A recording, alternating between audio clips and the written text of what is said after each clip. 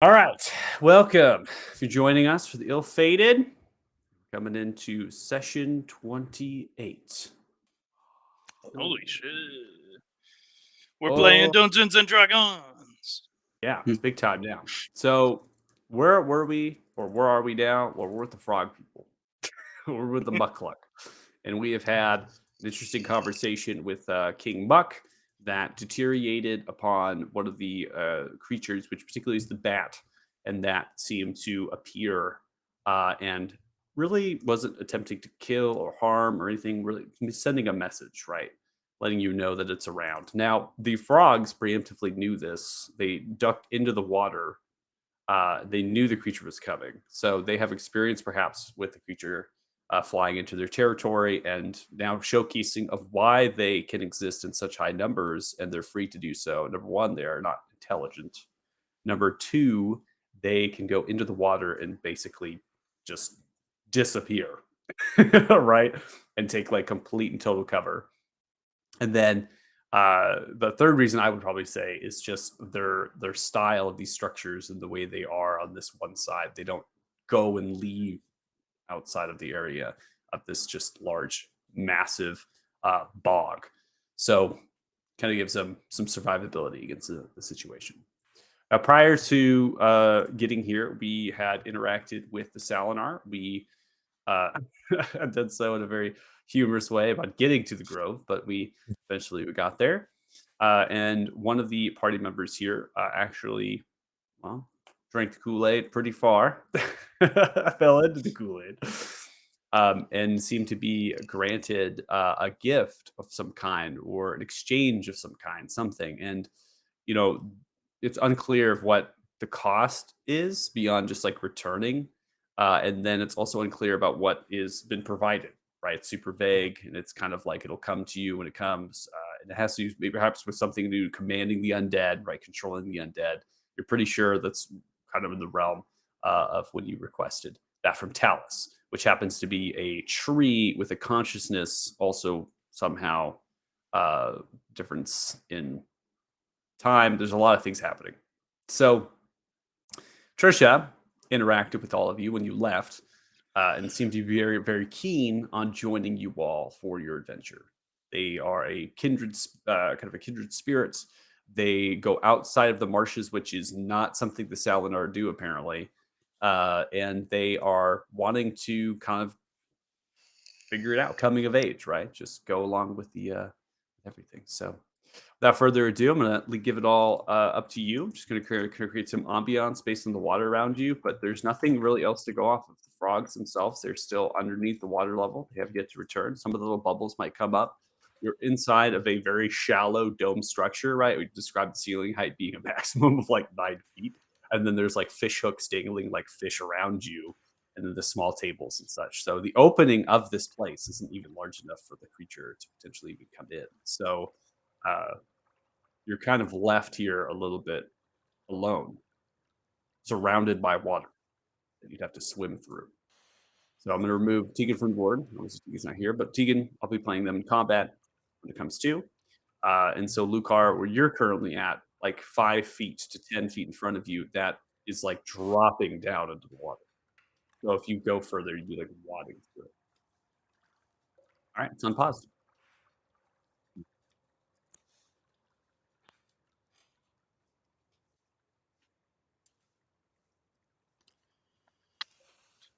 Perhaps we should get some sleep while we wait on the frogs to return. Sounds good to me. Oh, yeah. I put a light spell in Lucar. I think I'd turn that off. Okay. You don't like having a disco ball inside this small tent? It's just really bright. Lucar's gonna wake up to the frogs dismantling his gemstones from his body. We got chisels. I don't have gemstones in my body. I'm a crystal. He's literally crystal a is a big gemstone of sorts.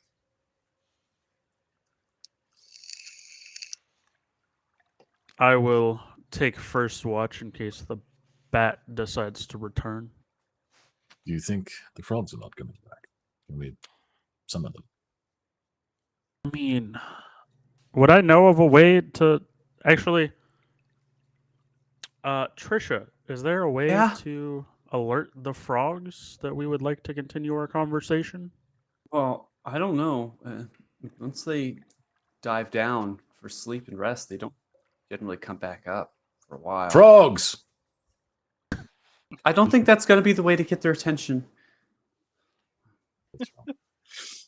That's the one that hunts at night. Why did it come here? I would imagine to kill Suspect us. to hunt. No, it Yeah, came because it wants me to return to Orsivus. It came and delivered a message. You're with Orsavis? I was a time ago. But but why would it come to you now and try to get you back?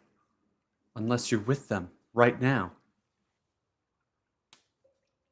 I suppose Orsivus would like to use me. Lucar, do not sit on the frog's throne. We do I not wouldn't wish do to that. offend the frogs. You need to stay away from the throne. I bet that might Please, you're bring the gonna frogs. offend Sacred them. place. Grumble. Grumble. Frogs. Zeph, do you mind casting the dome? How do we know that you're not going to lead us into a trap?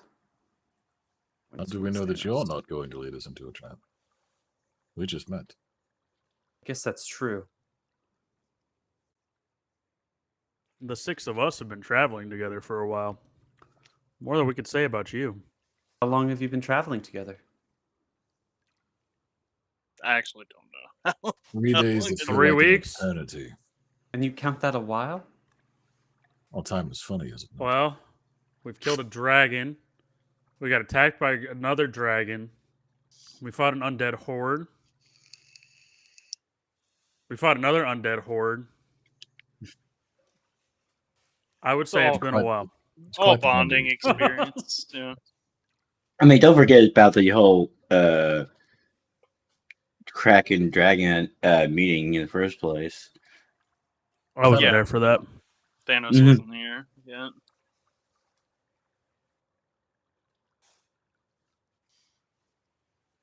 But anyway, Well, I shall can we- take a watch, but if y'all don't need me, I'm going to bed. I'm exhausted. Yeah, I definitely. But yeah, I popped up the tiny hut in the middle of this You dome. should probably do that outside. Since the roof's like at max 9 feet, we don't want to break their hut.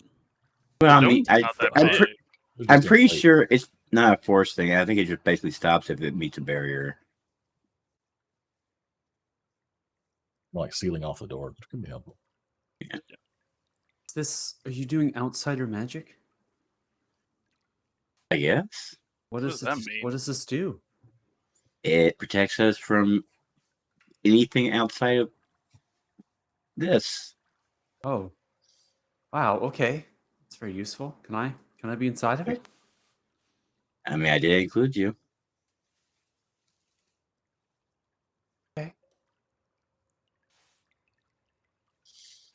In Lucar's head, we take separate watches. Keep your eyes on her. Don't want a knife in my gut in my sleep. Mm. I propose, Maldor, you take first watch. I don't think the thing will be back. So That's fine. it's more just in Mm. case. Nothing escaped my gaze. Lucar, you take second, and then you can wake me up when it gets a few hours from now. Oh, you don't even need me to take a watch. Okay. I think the Sounds good three to of me. us inside of a hut will be more than sufficient. The fuck is that? What? Oh. Didn't see anything. What? Wait. No. You can't just Pay no do attention that. to the man behind you. I can't help boundary bugs. Sorry. That was great. No, it's like, all right, wasn't cool. We're going. What's that? We're going to What? sleep. No, Uh, I don't like that. You at didn't all. see anything. Just You forget see all. of it. nothing. All right. I guess really I didn't I see guess I anything, didn't so now see I'm anything. curious. Honestly, it's I didn't super, super comical because an error came across my screen. I was like, I wonder what that's for. And then you started talking about it. I was like, what's that? I was like, oh shit. Looks like Boundary just decided to go fuck up. I love it. Well, Boundary gives you decided we something- needed to fight now. Yeah, it gives you something to look forward to. All right. It was just great because I was like, I don't think anything's gonna attack us. And then, Yeah. I was like, oh, okay. Which, Spoiler. which, by the way, I was correct in that whole. It does the dome the tiny hut does stop at like a ceiling or something, right? So it's technically a sphere, so it's going to make a circle, and it will do that into the ground as well. So it doesn't stop at physical materials. So Oh, the so technically, sphere- there's going to be a little bit poking out the top. that's correct. That's correct. Yeah. It doesn't interact with physical objects. It's essentially a barrier that's formed, in keeping out magic and spirits and souls, that type of deal. So, if you were underneath it at the time, so any of the frogs maybe when you cast it, they'll be in here. Okay. Nice. I should probably put the measurement. No, Y'all were you can suggesting yeah. Well, I was going to suggest that like they were suggesting I think to try to block the door with it. Oh, I don't okay. think we need to, but I guess Or, we I mean, Doesn't matter, yeah. Okay. Try to think of a good place to put it. Actually, I just I'm thought gonna of the sleep in it center anyway, point so of it's fine. The most center point of the hut. Probably That's the what most I I thought. guess there. about Okay. there. I guess. Okay. So you kind of slapping it down. Sure, why not? Yeah. All right. Trisha comes in as well, being invited to space. Goes crisscross and just sits. I don't sleep, so how long are we going to stay here for? At least be 8 night. hours. Oh, okay. Well, it'll be dark for a long time. You know that, right? Yes, but we need to rest. So Okay.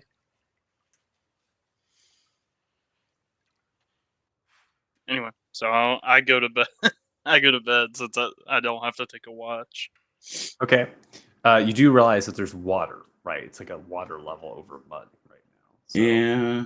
kind of Is looking there- at maybe Is there one any of the- better options?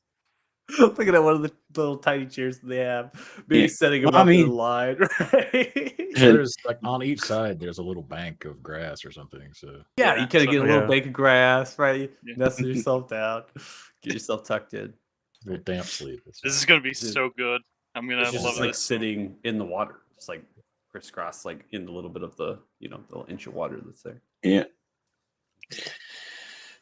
Thanos, you've moved off. Are you keeping watch? I think Maldor was gonna take first watch. I'm just Yeah, gonna I'm on trance first. over here because I Mhm. don't. I wanted to be able to see out the door. Was kind of my goal. Okay. Okay. Without But being in the door, I don't want to be Makes sense. grabbed by the invisible bat and just yanked off while everyone's asleep. Just pulled through the door. So nice. And then you go invisible as soon as you're outside. Ah! Yeah. What was that? Where's Thanos? Probably just invisible again. He's probably Yeah. That's always how it happens. So. Okay. Well, everyone beginning to bed down at this stage. You can go through your long rests and take those. So no worries there. So I'm not going to prompt you for the long rest. I was doing that, but it's kind of redundant. So you're able just to do the long rest yourself. And I will go ahead and remove the exhaustion off of the tokens as well, removing that level.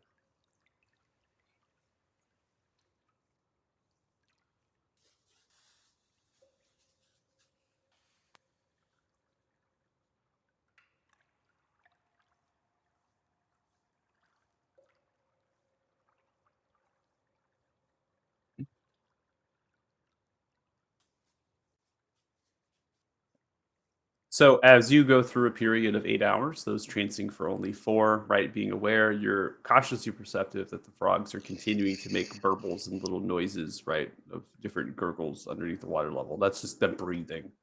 A couple times you see beady eyes. And then they poke back down. It's been a long time. 8 hours been underneath the water muck. And you still don't see them. And then after a point of about 6 to 7 hours, an hour before, those who need rest for 8, they actually begin to arise from the muck. Particularly King Muck, who slides into one of the pristine water baths like a slug. A little bit of a splash. Sitting there, just the head poking above the water. Just beady eyes looking back and forth. And then eventually a few more pop up, sitting at the tables, grabbing kind of these clay little bowls in their hands. They begin to dispense out of their mouths some sort of beverage that perhaps they've gotten from other places. They begin to sip it. And spears in the backs, and more. And now everyone begins to arise completely. The day has not changed. It is still dark. The water itself is continuing. I'm aglow from radiant light from outside. Turn that down. And Trisha has not slept at all, has not tranced at all. Apparently has not needed to. And has just been watching you all sleep. I don't like that at all. Just staring at you sleeping. The hut now disbands, so this is loses its focus and whatnot. And it goes away. And now some more frogs. Now you can hear the sounds of frogs in the distance. Turn it down a little bit. Echoing about the bog as more and more and more begin to arise. And they begin to drink. And they're grabbing some of the dried fish hanging from the hooks. Their tongues, they rip them off, begin to eat them. More frogs splash up from the mud carrying fresh fish they've just caught. They club them. They grab them, hang them from the meat, the actual hooks themselves, cut them, they begin to bleed. They dive back down. So repeat. Lucius just continues to sit there. Do you not need to rest, young one? No, I don't sleep. Ever? No, I've never slept. Ruben's told me a little bit about sleeping. I think it's really interesting. What happens when you go to sleep? Ruben says you dream. Magical place you must go. I mean, it's essentially like resting your body, but your brain. So, Oh, you rest your brain. Have you imagined being somewhere else before? I mean, I've been a couple places. I can imagine it. So it's like that type of imagination, but without trying and while your eyes are closed. Okay, I can see it. That sounds fun. Can be. Can also be horrifying. Oh, Not everywhere you've been or can imagine is a nice place. this is the only home I've ever known, so seems to be okay. I've heard stories it used to be different though, and well, it was nicer than this. less swampy. So we've heard. You seem different than the other Salomon. Well, I haven't taken my rights yet. Quite young consideration to grow. Just too young. No other reason? I don't think there's any other reason. I've talked to Ruben before. We're born differently than all of you as well.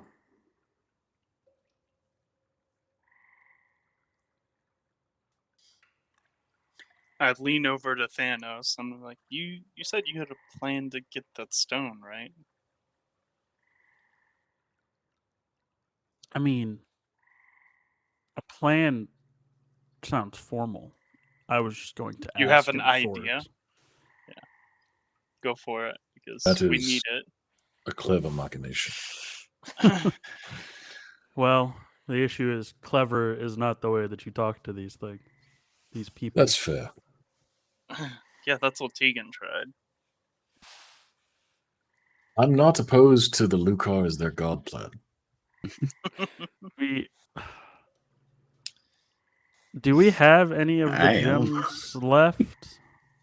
No, I'm pretty sure Tegan gave him the No, whole. Tegan traded a bag of gems for a comb. Then I am going to, as I stand up, take a gold piece out of my pocket and shine it on my cloak just to clean it up and make it shinier. I will even prestidigitation it so it has like Oh. absolutely no spots on it. I have something struck me. Varys, your Blackstone is much bigger than his Blackstone at this point, yes? Right. What if you traded your Blackstone for his Blackstone? That- Do you remember what happened when Zeph gave his stone to the jeweler? Yeah, it blew up. After No. that, No, it blew up Oh, because he tried to came crack back. it open. Eh, I don't know if it'll come back though. There's no Yeah, way to convenient way. know. Can we try my negotiations first before we risk blowing Yeah. up my Yeah. frog? well, I friend? don't think he's going to try and crack. Well, he might. He's a frog. Yeah, he might. Or I might throw it down too hard. I will approach the bath.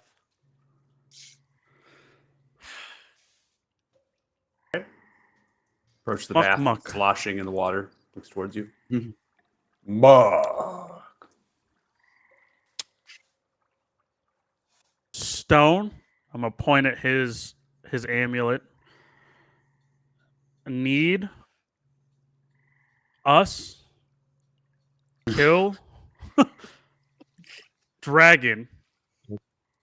Give, and I'm gonna pull out the gold coin that's all nice and shiny and clean. Many shiny. Oh. I will Pulls out a give hand. him the gold piece to see.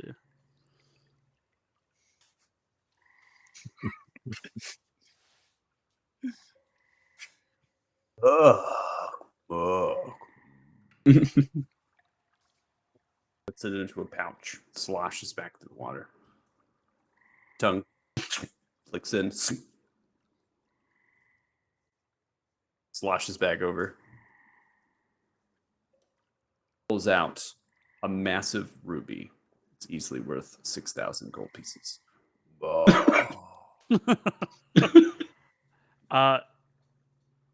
Black stone, and I'm gonna point to amulet again. Fuck. See all of the frogs in the room begin to look in your direction.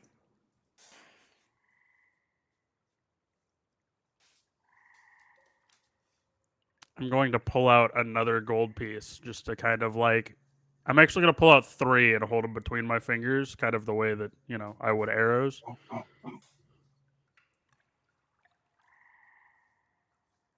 Need. And that's just.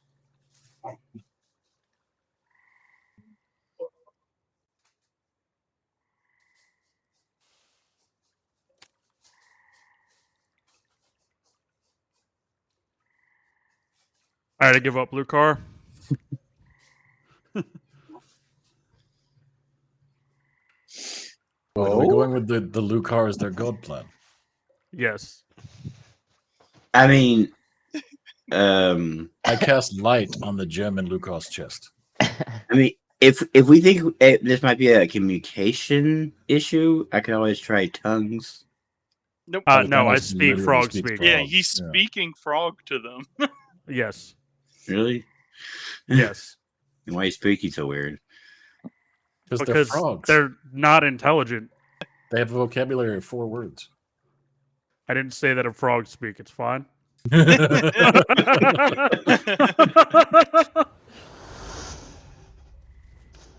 Throwing up Yeah, a shining So light. can I do it? Can I do it? So Yeah, I can put light whenever in it. he casts that on his chest stone, I will Oh, wow. cast another light on his No. back No. so that he's even more No. shiny. No. They don't It's- like bright no. light. They No. like shiny. There's a difference. I think the light. Yeah, no light. I No think the light. light. Shiny, It's shiny. foggy. Fogs. You I know think what the happens light when you arms it. shine a bright light in a fog, right? More Yeah. frogs begin to sprout upwards from the water, and they all begin to look in the direction of Lucar with hostility and anger, pointing the spears at your Yes. direction. Mark! Mark! I'm gonna climb. I'm gonna Mark! climb up Splashing in the top. water. I'm gonna Then climb up falls top of it. into the water, then ducks underneath. With mud disappearing. off the rest light. of the frogs begin to look in your general direction, raising their spears as they begin to move and approach you. Spears raised begin to try to funnel you back outside of the hut.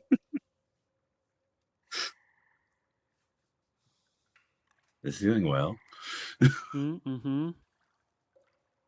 Yeah, kill You, the Lucar. light. You kill the light. Yeah, I'll Yeah, do yeah, it, yeah. but I can't All right. actually do it, but I don't have I to got do you. it. Yeah. Kill the light. They stop. Kill the looking at light. each other. I was just gonna unbuckle my breastplate, let it drop to the floor. pop out my radiant wings, and like use my channel divinity to make my scales like shimmer with radiant light. Okay. See the frogs look.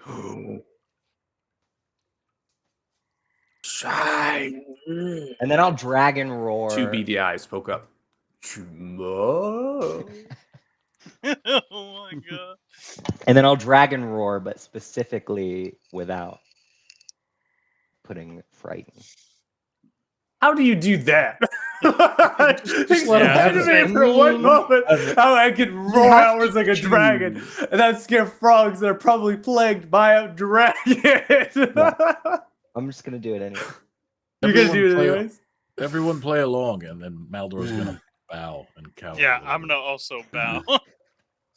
Okay, This is so such you a let bad out a roar. Yeah. All right, you see the frogs now cease their communications. The King Muck dives in, as well as the rest of the frogs diving for the water, disappearing out of sight. Well, you have had it right, Lucar. Do you know how to construct a frog trap? This is getting cumbersome. I have a better idea, and I'm just gonna put my ring of invisibility on while they're all underground. Okay. Yeah, you're just gonna take it, right? I'll put the invisible condition on you. I'm over it. Yep. That's probably a bad idea. What do you suggest, Seth? Honestly, I'm trying to think of something, but I What are mean, this you whole doing? situation is a bad idea, You're honestly. scared of dragon. It's a dragon that plagues. Why are you? I mean, have another Where bag did- of gems. Do you think that would help? And where did that We've one that tried- follows Orsiphus go? He has a tendency to disappear. He does not follow Orsilis, to be clear. Things always change. I've seen some of my friends change. Yes, he indeed did change for the better. For someone who begged to come along with us, you really question one of our group members a lot. Well, I just heard that they were once with Orsiphus, and now they're gone. has- They're gone. And He the has night also- creature, the one that hunts at night, came. He has also tread upon the grounds of Talus and the Salon. Of course. That's why I'm here.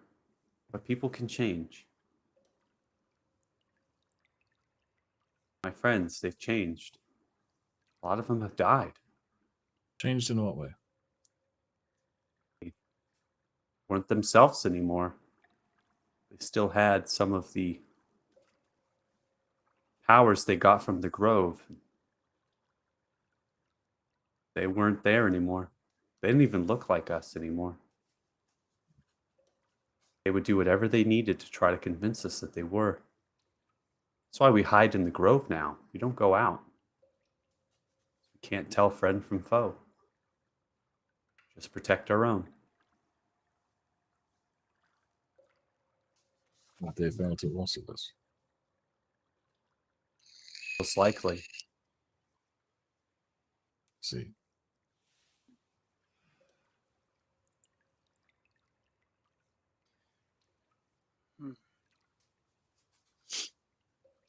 It was smart to make yourself shiny. I think that was a good idea, but these frogs, they're very timid creatures. They've been through a lot. Kind has been hunted and stowed away for 700 years in your time. Here, it would be 3 times as much. Well, Luca, I suppose you're going to have to smile next time. Do it the nice way. Roll my eyes. Those shinies that they have, they've collected that over the many years. Some of their most prized possessions, a lot of them come from Thixia. They hold on to them. And that's unlike dragons of that.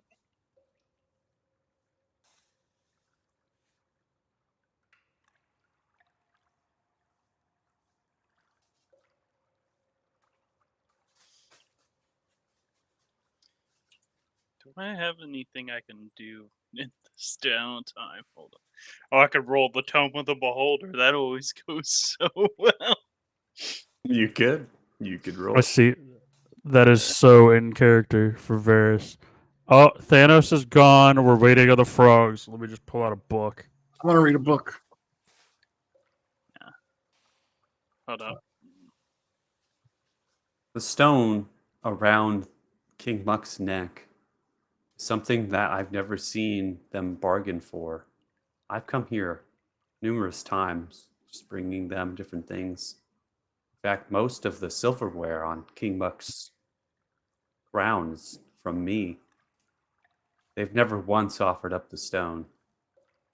I'm pretty sure it's something that means more to them than just being shiny.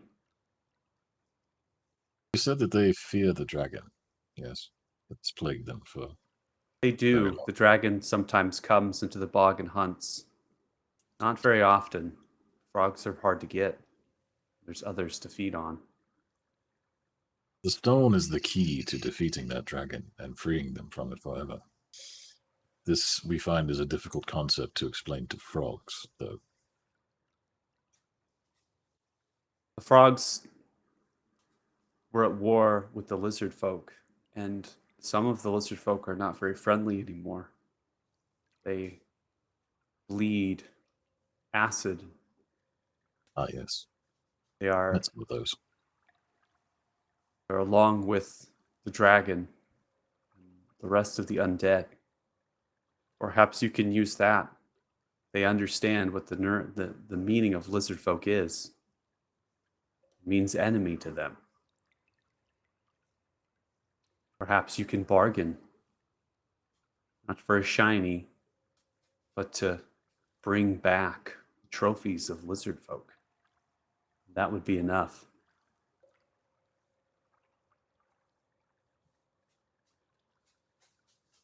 Some of their most prized warriors, they have the scales of the lizard, and they have the bones of the lizard folk. It means a lot. Way more than a pile of treasure over there. Zeph, you have tongues, right? Yes. I prepared it during the rest. We can try that. Lizard folk quite far away. To the side of the pond. Doesn't mean that we have to go after the lizard folk that are peaceful. It just means that we'll do what we can to kill the lizard folk that come and hunt them. We could swear a pact to destroy the enemies. That is what we were talking about anyway.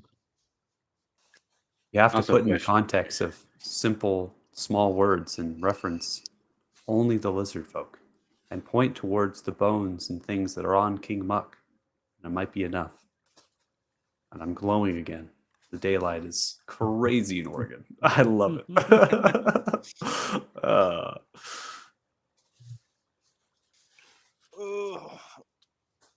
Should I message Thanos before he does something we don't want him to do? He's you can just I talk mean, out loud. He's in He the can room. hear us. He's I think he just do Yeah. go off somewhere. he's likely I'm still here. within 50 feet of us.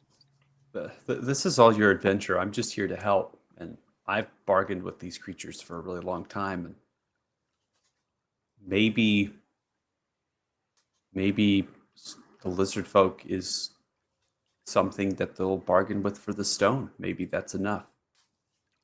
But I don't think any matter of shinies or treasure will ever match up to that stone. Okay.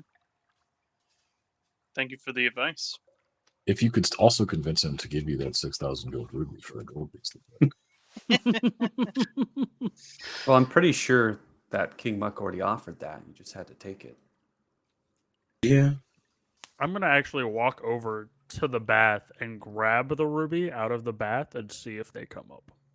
The ruby was put back into the mouth of the. Oh, was it? Dang it. Thanos takes a bath.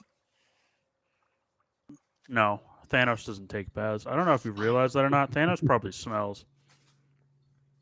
If it He gets airs too out bad, flying through the night. I magically clean you off. Yeah, if no, it gets yeah, too Varys bad. has just been following you around like magic dusting you. Magically, just yeah.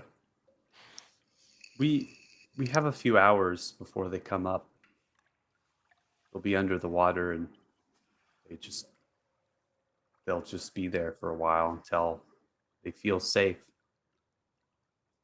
There's nothing that we can you- do to convince them. I usually just hang around. Sometimes I write. Do you know of any of the enemy lizard folk nearby? No, I've been to the lizard folk tribes. There's 3 of them left. They are all by the 3 lakes of Duza in their own independent territory areas. Some of them, well, 2 of which they freely give their lizard folk to an armored stag like figure helmet and carries an axe around. They have usually large hulking undead with them. They do that to make sure that they're not killed. So they offer up some of their people. I don't think it would make sense to go there and kill them. They're already being hunted themselves. But there are numerous of them after they've been taken that they're not what they once were. I've had to fight a couple of them. They're vicious and fast and hard to hit. The bite Maybe sting. those. Yeah, bites. I've never been bit by one, but they definitely gnawed on my quarter staff. So, but they don't understand that there is lizard folk tribes. They just think them as lizard folk. Even when they're turned, they just think them as lizard folk.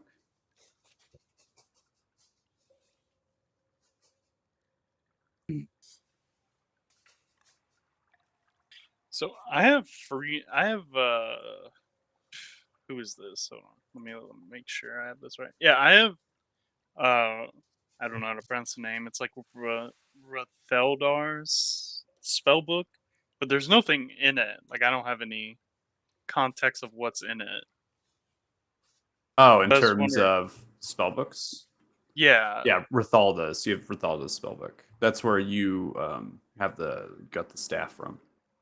Oh, okay. Because yeah, it doesn't say I have any spell. Like it doesn't list the spells in it. That's why I was wondering. No, yeah, I didn't put any particular spells in it because it's not a step-by-step spell book in the sense. There's a lot of like note taking and other things, and the spells are Okay. kind of like riddled within it. So, are you You have attempting to? decipher it. I was Yeah, just you seeing kind of what decipher they- it. Yeah, that's what I would do while we're waiting. Okay. It's also written in Gnomish too, which you understand, so that's good. Is there a spell in particular that you're looking for, perhaps from that spell book, or in general, just getting a sense of what's in here? Yeah, just what's in it. Okay. All right, it's taking the time to do that. Sounds good.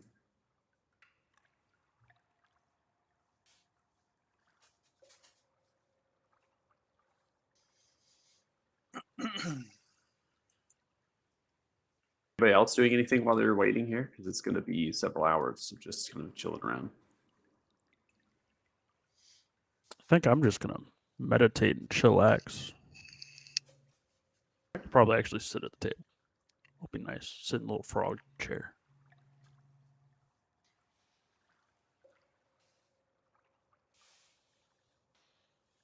If we asked one Sure. of the frog guards if they would get the king, would that work? I think all the frogs are supposed to be gone. Those two that we see are, I don't think, actually here. They're the kind of poking their heads up and stuff. I've been trying to kind of feel the mode of them alternating, poking their heads up and things. So you're still seeing them being active and whatnot, but none of which are currently like outside of the water. So I would just grab a heavy stone and toss it into the gold. Just make a bit of a racket. No. This is like a bad idea. It sounds we're already not on great terms with these people. Seems like it would get their attention. I mean, we were halfway there.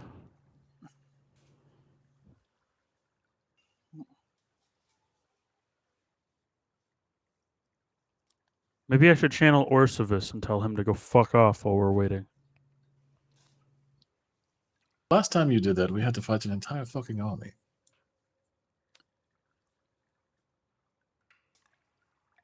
Honestly, that would be better than sitting here waiting on the fucking frog.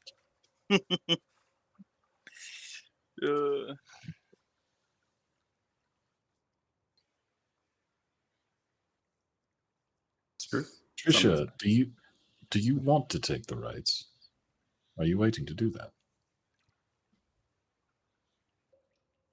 Well, I really want to go see the rest of the world and just explore, get outside of this place. If I take the rights, that means I have to stay. Bound to Talos. Really? Yeah. It's what my people do. It's what is demanded of me, but it's not what my heart guides me to do. So that's why I'm along for the adventure. Seeing what it's like to be all of you and what you all do. It's very exciting. First time outsiders have really came inside of the Martian. Well, we're all crazy. Yes, the fog can be tricky to navigate for some people.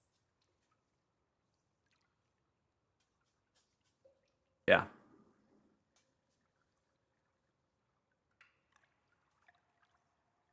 Speaking of being tricky, how do we know she's not a hag? Why do you think I've been keeping an eye on her this whole time? What, hag?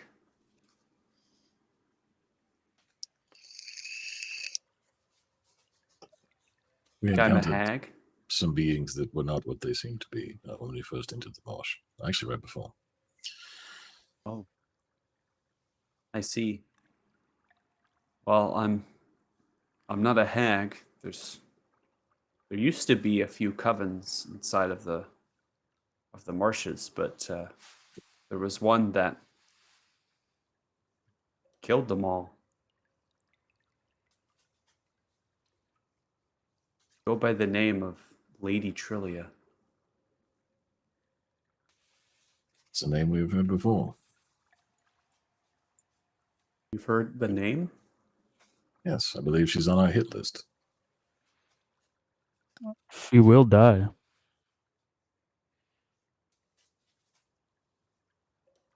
She's very powerful. Please stay away. She has a lot of rangers that have been turned by her side. They have a fort to the south side of the lake. Crapple Lake.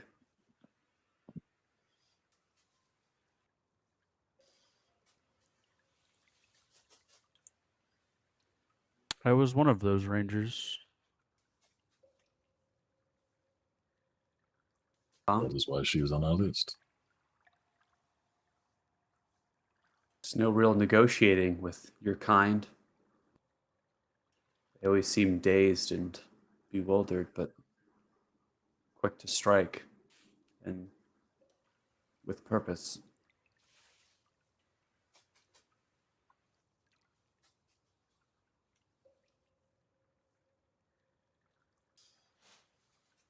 As one who has been commanded before to follow a path that they did not choose, I suggest that you think long and hard about your choices as you move forward with us. That's all I have to say. Okay.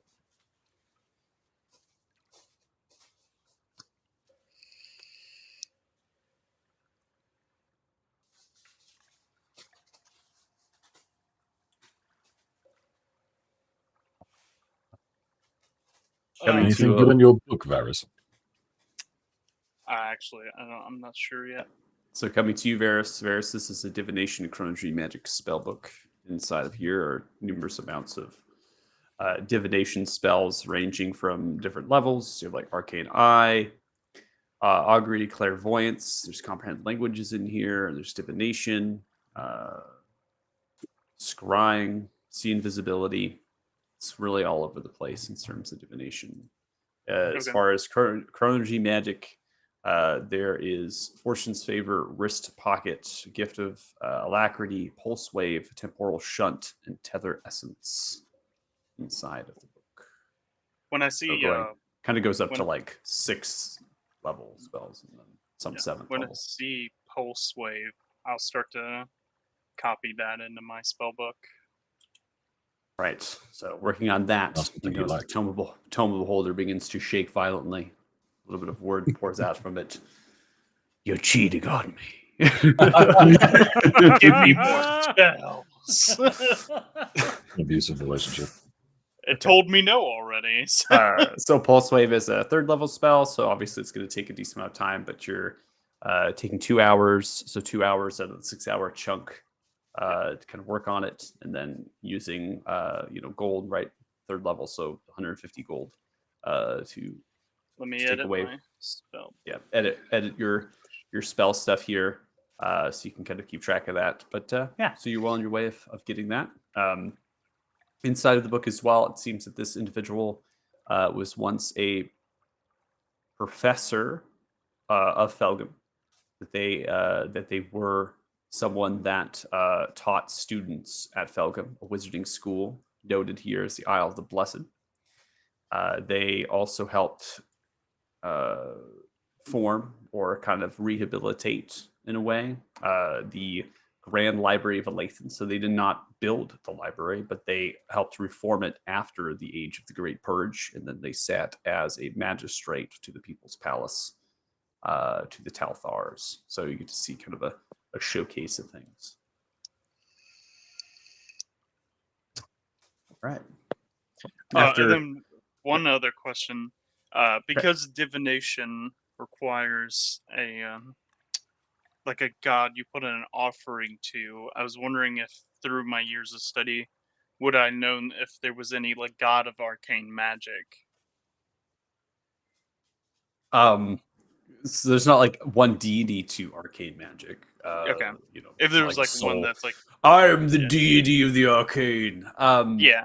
You would probably reason that there are some deities in the astral sea, other sorts of temporal plane beyond just right the celestials and infernal stuff. So you'd have maybe Shadowfell, the Feywild, some deities that might also have relevance to the arcane. But a deity does not have a soul being like, this is right. And in divination, as well as in context of the spell, doesn't have to be to a specific deity. What you're doing, what you're kind of doing is you're just like throwing the question out there, and a deity might answer it based on the favor you're providing them. So, deities get power from influence, or sorry, they get power and influence from those that are devoted. In a way, you're kind of giving an offering to that deity. And so it's really just whatever's going to answer the call at that point. And then my other question was, was there a deity where I'm from that was like popular, like one I would know of well? Besides Wilhelm, obviously coming from an offshoot from the Deadward Kingdom, but there's 3 different deities that have prominence. You, in terms of what you study in your house, would most likely be, if I recall, I think it's real quick.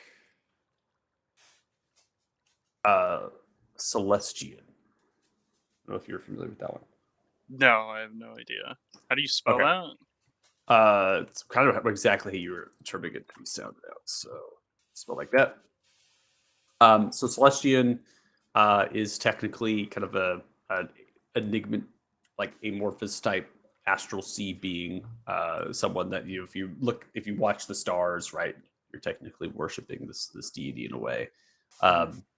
So it's not a deity that has any sort of play or influence really on the prime material plane. They're not someone that has any sort of sway and power or anything like that. But it would be one that your house, as well as I would say other arcane, quote unquote, if we had an arcane deity, they're one of them. So okay, yeah, I was just wondering if there was like one that I had a special connection to, because it could be for it's up to you and your backstory really, but I'm just kind of spitting out some stuff.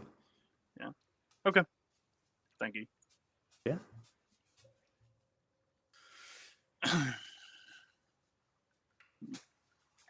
Well, without further ado, if no one's doing anything in particular, eventually King Buck pokes the head out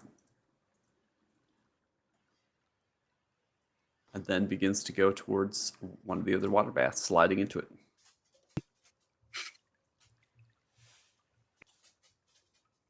Okay, so God of the Shiny and a translator need to offer to make war on their enemies in exchange for the gem.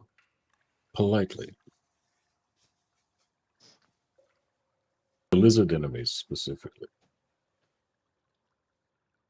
Frisha seems to know the key words. Can she just do it, and I can make sure she's not betraying us?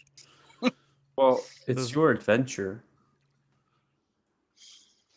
So I don't want to. I mean, you're speaking good frog speech. Just think you're complicating it a little bit. I think you can do it. Just...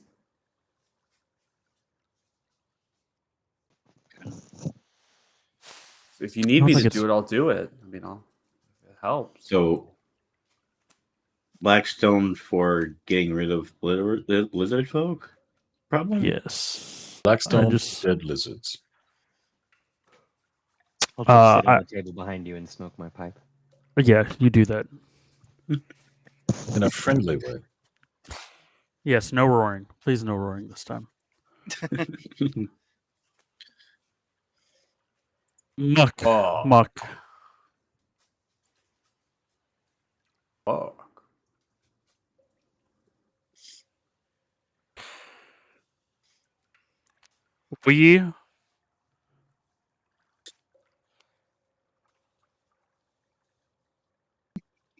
I'm going to pull out my hand crossbow and not point it at him, just like point it up.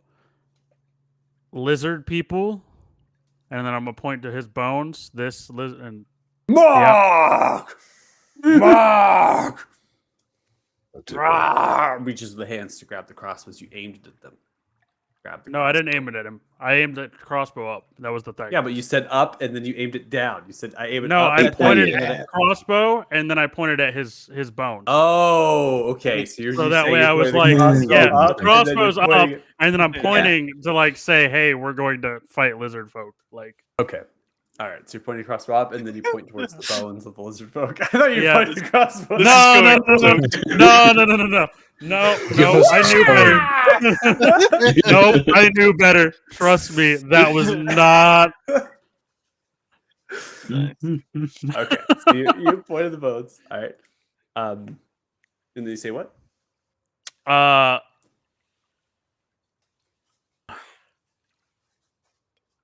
Hey, Varys, can you bring me the stone? I will walk up very slowly, even though I'm moving this amount of distance, and pull out the black gemstone and hand it to Thanos. Immediately explodes.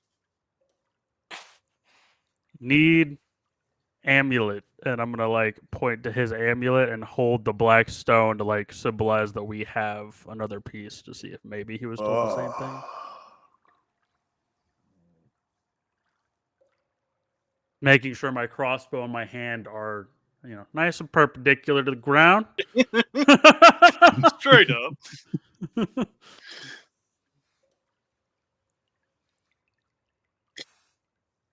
Lizard folk. Lizard folk. Many. Many lizard folk. Maldor, weren't you bit by them? Can we show them the scars? Wish I'd kept something, but yes, no, I got bit by quite a few of them. Do you have any bite marks? Quite well healed. Holds the arms. Raises out the hand towards the stone that Varys has.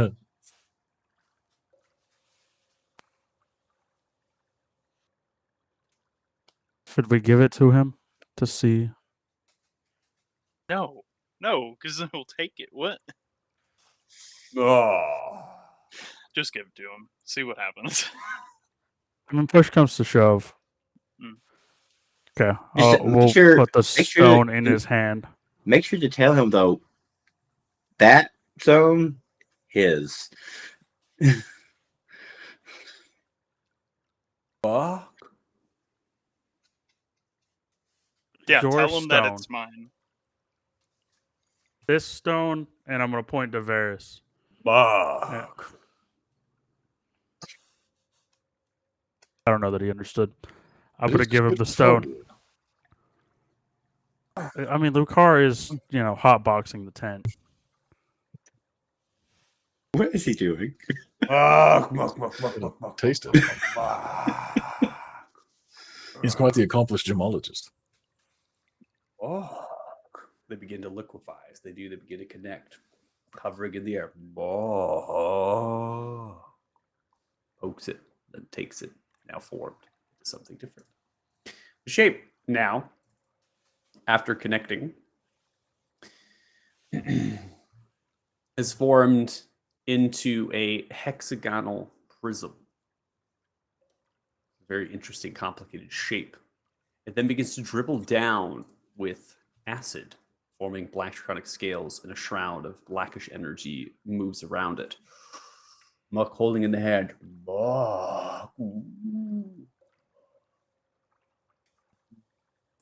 Kisses it. Oh.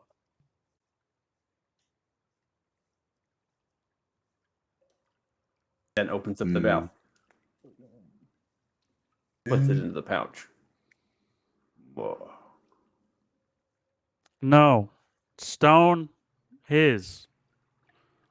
Then grabs the lizard folk bones. Lizard folk. Shakes them like a rattler.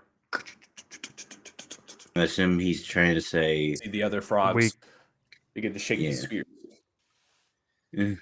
I think your stone is Water. being held hostage. Until we kill lizard folk, yes. Is I there would Where- make any shit, way to I would make shit tell- clear for that point, though. Is there any way to tell? I don't know if this would make it any clearer, but what if I cast Detect Magic and read his thoughts? Begins to slosh over the pool. After doing that, looks directly to Thanos, unlaying the tongue.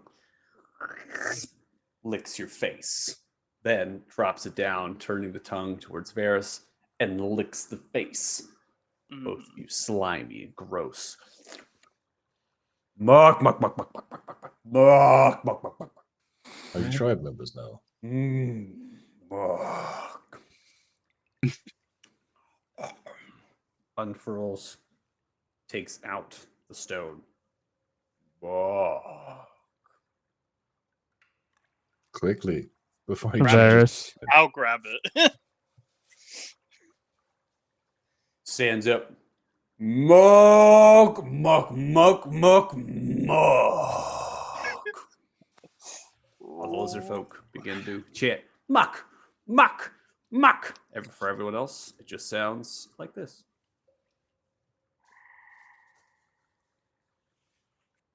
Frogs croaking. Petted Did one of you just Over. become his queen? and over again.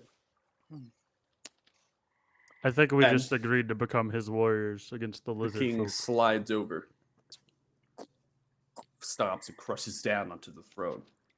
More grabs lizard folks,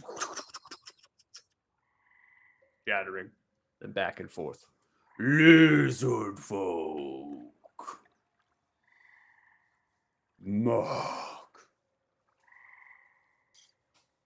After that, I'll do the deepest bow I've ever done, and I'll back away from the throne. I think we have a bounty for lizard folk now.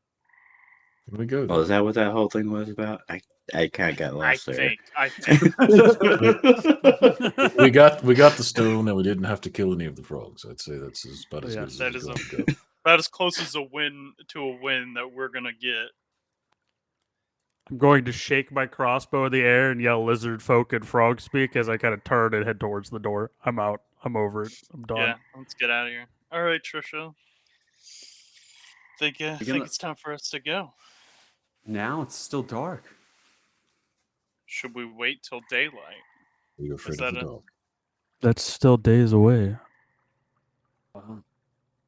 Night creatures, one that hunts in the night, is still out there. Could catch us on Yes, the and road. let him come. There are You many want to things face that go creature? bump in the night. I have seen that creature grab some of mine, and you don't stand a chance. What makes you think you can kill it? It has grabbed me once before, and I'm still here. It That's is more because than it welcome wanted to try you to again. live. I've seen it feast before. It can kill things instantly. They just die. There's a large shriek in the air, and vibration, and then they just die. Do you think that thing is dead, Thanos? Or undead? Or some flavor of dead? I suspect that thing is not living or dead, but an essence of power. Given Like the the way dragon. that it felt. No, the dragon is living. That is for sure. This is Actually, I'm asking the wrong person. Luca, you were looking for the thing. Is it undead? I believe so. I could sense it. Richard? We can try. I don't see why not.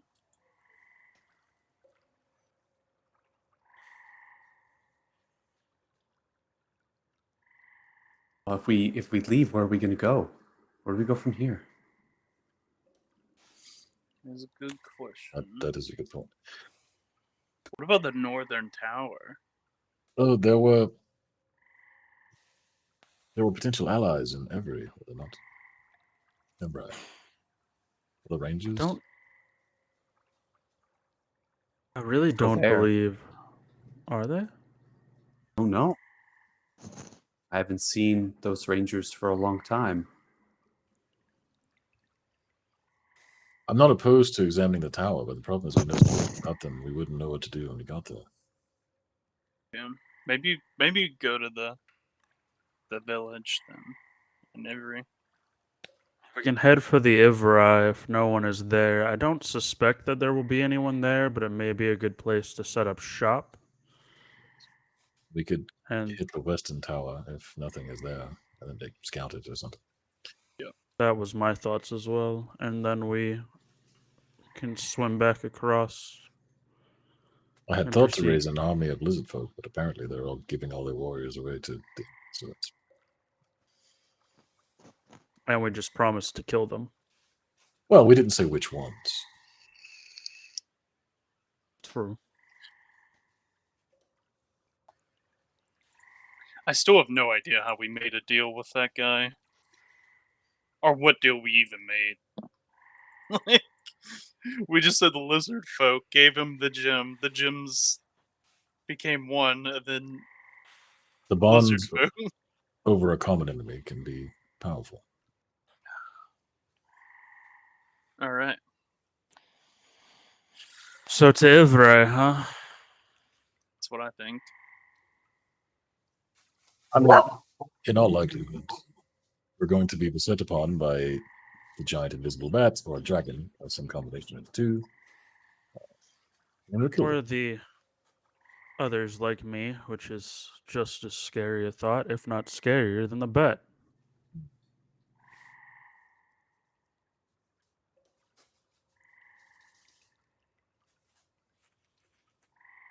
Because I don't know about you guys. I don't want to fight a bunch of invisible people like me. They would be rather annoying. As long as Zeph can point them out, you can see. Yeah. And plus, if need be, I always have fairy fires. I would help with at least some of them. Yeah, I also have seen invisibility, so There's a good I guess we could just throw light around. Also that. Yes, we have lots of light. Everybody in the party knows how to cast light now, except for Thanos. Yeah, pretty much. Light it up, boy! I mean, light them up. I don't have light. I just have moonbeam. Yeah, you just make light from everything else. I just have Moonbeam that blocks our path. He has Moonbeam. He has Twilight Sanctuary, which is dim light instead of just darkness. He's my worst fear as a person. Okay. So what I'm hearing from all of you is that you're going to be attempting to head to Ivry Lake, which is suspected to have the Rangers of Ivry. They are a collective of Ranger tribes that came together long ago, and that if they're going to be there, they'll be around the lake, right? That's where they were last seen. So that's where we're headed, and we are not waiting for daytime. We're just going to go, right? I think that's what our group collectively said. Okay. But if we wait, I can finish a spell, so it's up to y'all. Well, it's been a day and a half of darkness, so we have another day and a half of darkness left. How long do you need for your spell? 4 more hours?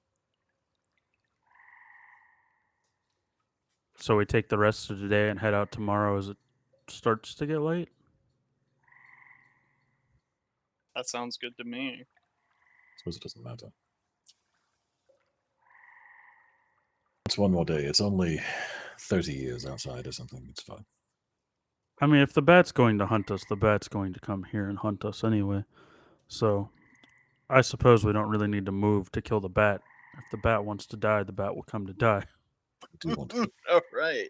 Just because I I haven't love really that seen it yet. And it's fascinating. Do you think it will stay invisible after we kill it? Imagine carrying around an invisible bat head. It's a trophy. No one can see. Mm-hmm. That would be cool. Well, I did No. once hear that those of us that bend light naturally do tend to stay invisible after we die. What if we skinned it and made cloaks? We could all be invisible. I don't know that it goes invisible naturally, though. It could Bad cast spells. skin clothes. It does So- talk. If y'all stay invisible after being dead, are you saying there's dead bodies everywhere? You could be stepping on one right now. Who's high, you or me? His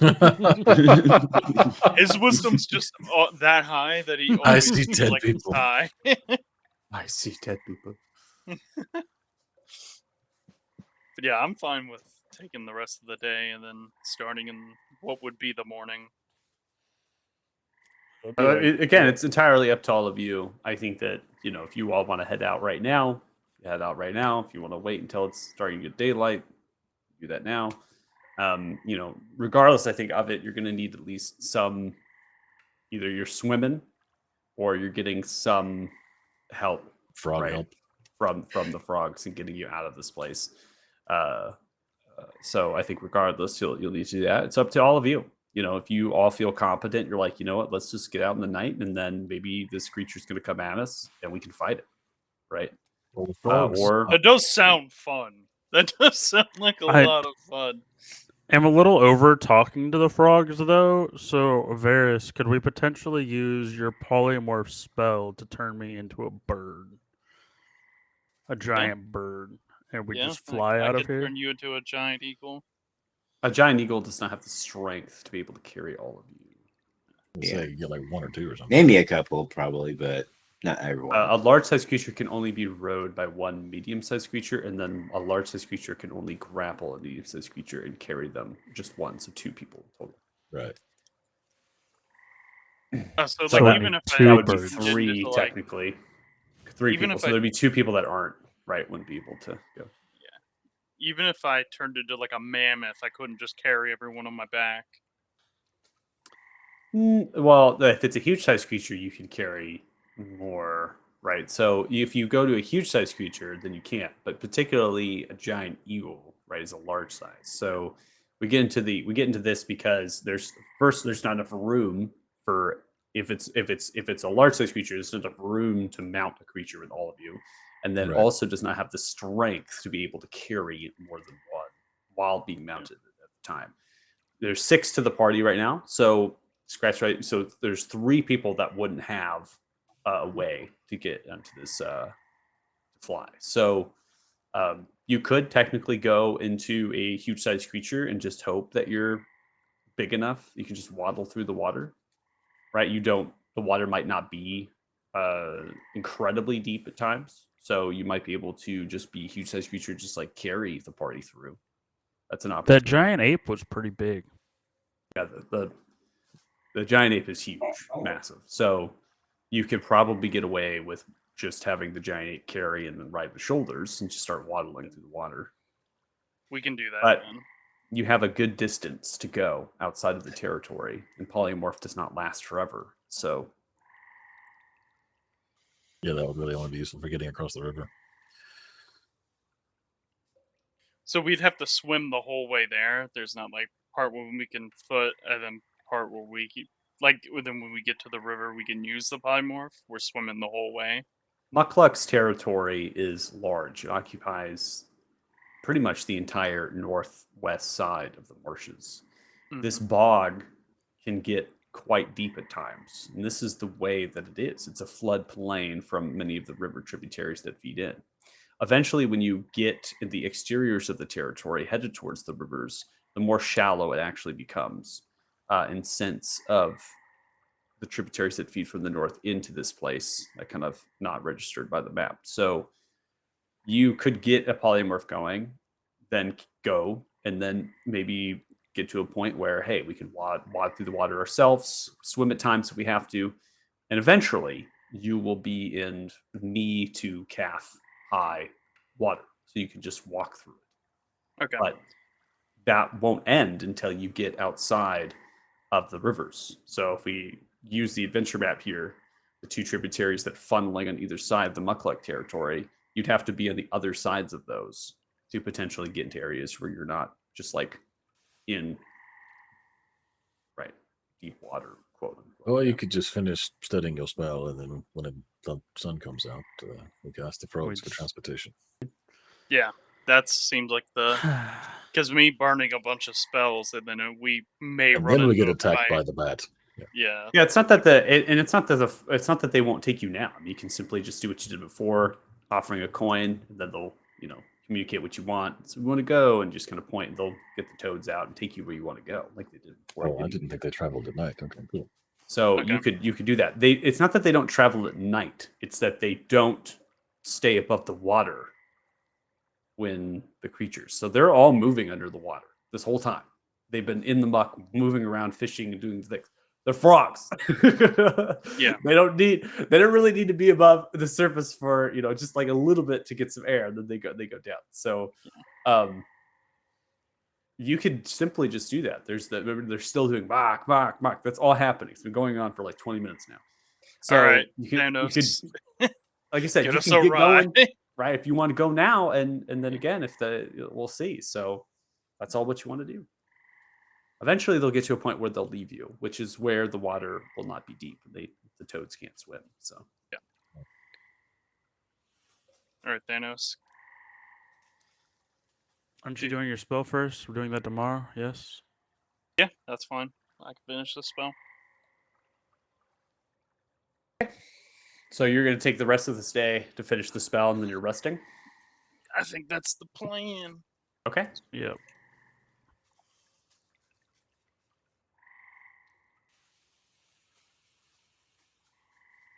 So everyone can take a long rest. I don't think they use anything, but they can if they'd like to. As you wake Yeah. on the third day, I'm not going to really move the frog tokens here to showcase, but King Buck as well as the Bullywugs, these frog people, they are continuing to do the normal process. The fish, hanging it up, rinse and repeat. Some of them are grabbing like leathers, reeds, and whatnot to make rope, and other sorts of leather goods from the scales of the fish.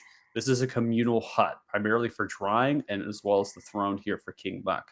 There are a number of quote unquote frogs for mating and things that happen. They're brought forth to the king, and the king slightly goes muck, muck, muck, and maybe does not want to mate with that one. So you're getting an idea that there's a harem, the biological term, for this system of people. So perhaps King Muck meets with a lot of individuals. Who knows? But you're getting some of the cultural beauty of the frog people. So at a point here, you don't need to move your tokens at all. After the long rest goes, Trish is going to chime in with that there is a period here, roughly less than like 10 or so hours, that the daylight will be coming, right? So you're technically in the third day of night, but you're in the morning of that day. And so we have to cycle through a little bit of ways. So not an entire 12-hour period, because you did take some of the night just getting in here. And so that's going to be carried over to the next. So it's about 10 hours or so that daylight will start happening. You're able to reach out, giving a coin or maybe a fork or a spoon or something else that's shiny to one of the nearby Boulder We'll give Bugs. him Kind of back making his way. comb that he gave us. You gave the comb? Okay, give the comb up. Takes the comb from you and then That gets was a those legendary giant... item. Gets Yeah, I was those gonna say, why are giant we giving up toads. the? I heard the combs given away. The giant toads are being pulled out of the water, kind of guiding them and then getting upon them and simply just pointing to where you want to go. So you're kind of pointing in the southern, slight western direction, aimed to go in the direction of the Ivrai based on the map that you're providing. And so you just kind of point and they begin to take you.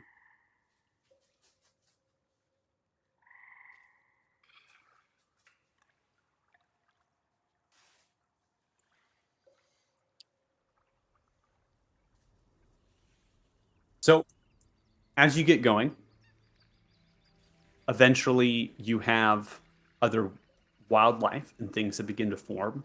There is a barrier of sorts that happens, and then that begins to kind of, that barrier is like tall grass and such, right? And that's for some of the wildlife, some birds and things, even in the dark night, that they maybe adapted to it, taking their opportunities here. You then get across the river. They're taking you all the way across. So you're kind of getting and landing in a general direction. I'm just going to circle it relatively there. That's when the trees that pour in from that side begin to kind of come through. And the water level is still decent, but is shallow enough that you can waddle through. And the water is really just kind of up to your mid-calf, and then will also go down to your boot level. So it's becoming less and less as you are across the river. Now, the trees, very similar by the altar of flowers in that general region of the northeast, and they get tall. They have large brambling branches. They're leafless or needleless, and you have many different sort of bioluminescent mushrooms and other sorts of creatures that are moving in the shadows. The fog is continuing around. It's not something that stops, and you're left at a period where they've gone away from you, so they've gone back in the direction of the Mukluk because they can't. The toads can no longer swim. They kind of leave you, and they just simply keep saying "lizard folk, rah, rah," and do their little frog speech, and they seem really giddy and excited. And you're kind of on your own now. You're not tired, and in the dimmest of the sky, you can see that that's beginning to slightly change now. So now we're in the period where things are beginning to change, but it's a very slow transition. So it's still technically dark. In the thick of the bioluminescent mushrooms and the thick of the shadows and things, you now are beginning to waddle your way, hoping for a further dry, which is increasing based on the map towards the lake of Ivrai. I have my hand on the back of, from behind on Maldor's shoulder and be like, God, this is a terrible idea. I can't see shit. Why do I keep doing this? I'm also going to grab in Pulse Wave. Oh, you did, so okay, cool. In your inventory. Your spellbook. Okay. So Pulse Wave is in your spellbook here, Varys. Fantastic, because you learned that. Yeah, I wanted to prepare it, so. Okay. And you all continue on your journey. Now, as you're moving through the fog continuing, it's posing the question of still dark, what might be happening. And so your perceptions are always keeping yourselves aware. You're always continuing to look around and try to see things. With the passive perception from some of you being quite high, it's difficult to know if, like, okay, we're going to be snuck up on outside, but because of the fog, it becomes increasingly difficult. Zeph, in combination with your superior dark vision, as well as the fog and your high perception, we're now going to come to this particular map because you actually can see in some of the bioluminescence that have just moved by, I'm going to have it paused, that there were shadows that were darting out a little bit from the light and then back into the shadow, seemingly in a group together, and they've gone into. In addition, with your perceptions, all of you notice that the wildlife that you were once experiencing for a few miles of travel since the river have ceased. And this is not unlike when the frogs stopped croaking. And you're left with some still water around you. I'm going to have it unpaused.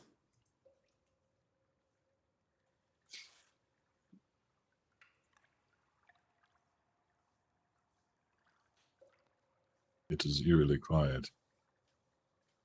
Thanos, can you sense the bat? Luca, can you sense the bat? Does anybody sense the fucking invisible bat? I'll use Divine Sense. Is there water on the ground here, or is this more dry land? This is water. This is like boot water. So if you ever kind of slosh through an area, you're like, oh, the boots are getting a little bit wet. This is what this feels like.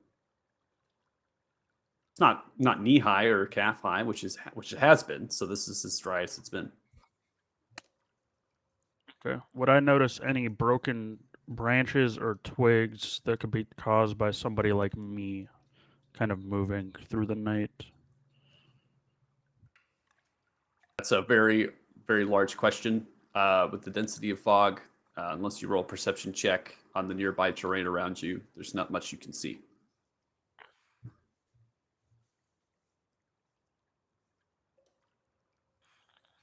I can't see anything. I don't know. Oh yeah, it is dark. Should I I am light it invisible, up, aren't I? or Yeah, technically you are invisible, Thanos, because it is dark. So I'll put the invisibility condition on you. I would turn I around was and waiting. ask the I was group, waiting to see if someone was throwing a lighter up. Yeah. before I put it on you. Should I light it up? Yes, light it up. But as I say that, I'm going to proceed towards this tree away I'm- from the I'm gonna light. cast light on myself. I'll just put the effect on you, so you don't have to click the spell.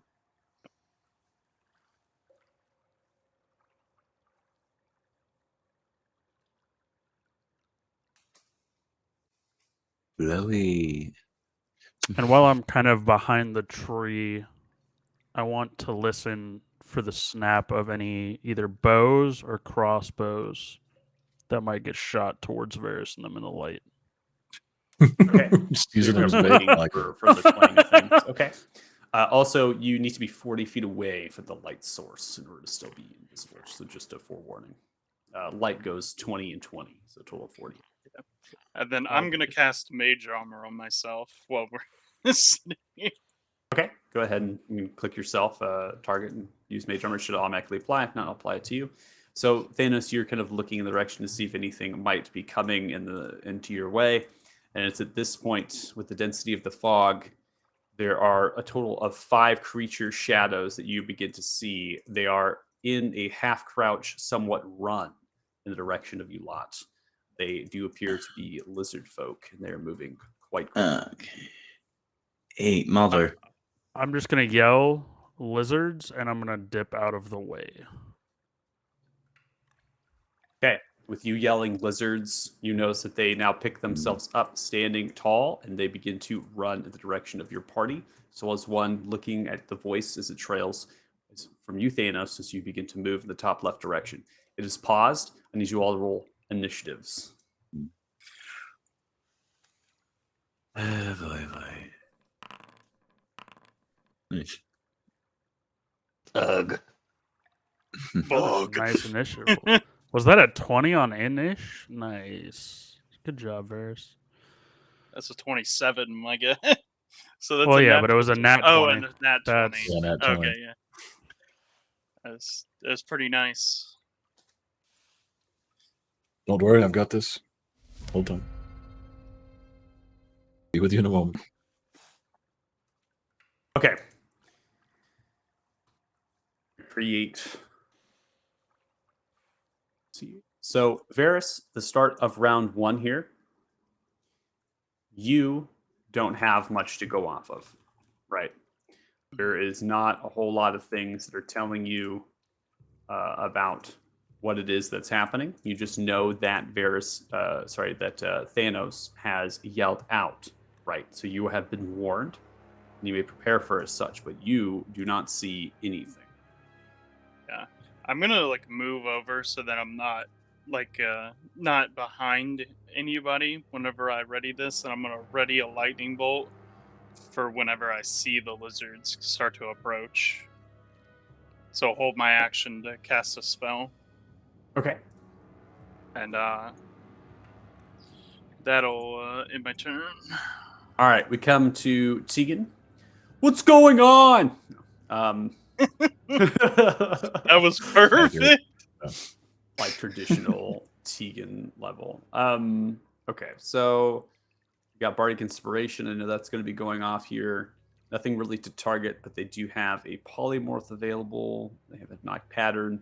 I'm probably going to say that they're going to hold action to throw off hypnotic pattern when they see the creatures in their visible sight range, to kind of throw it off in that general direction. And then they're going to be using their Bardic Inspiration here.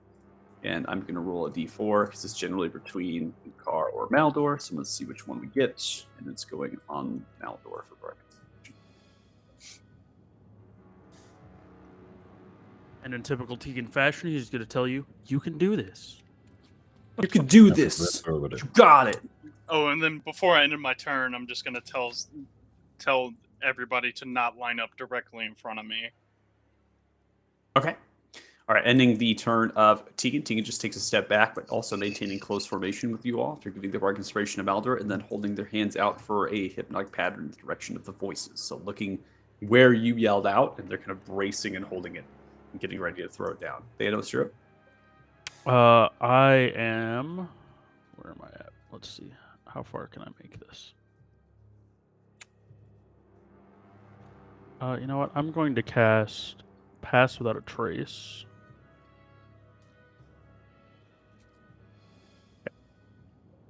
And I'm going to, let's see, skirt the edge of all of the light and move here back towards my party. Okay. And I will end my turn there. All right, ending turn. Zeph, you're up next. Fun.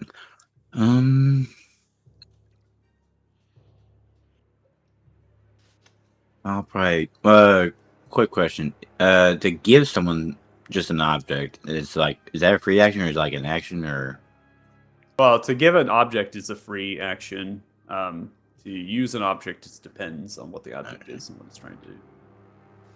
Because I was just going to give Mulder the platinum ring in case it is needed. Oh, for the bond? Yeah, that's fine. Yeah. Are you saying anything as you run by to give the ring to Melton? Yeah, but just in It's actually case. excellent, by the way. Mhm. Where is it? Here it is. I'm kind of assuming that you're running by Maldor, giving the ring off, and then moving over to the Right, echo. yeah. There.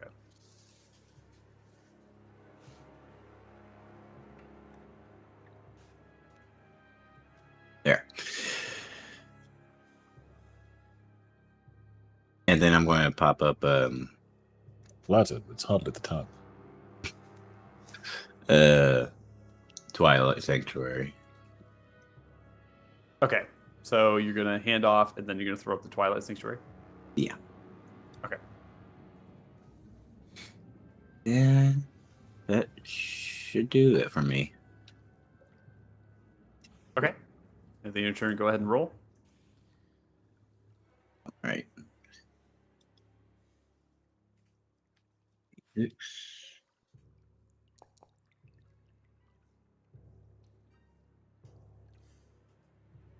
All right.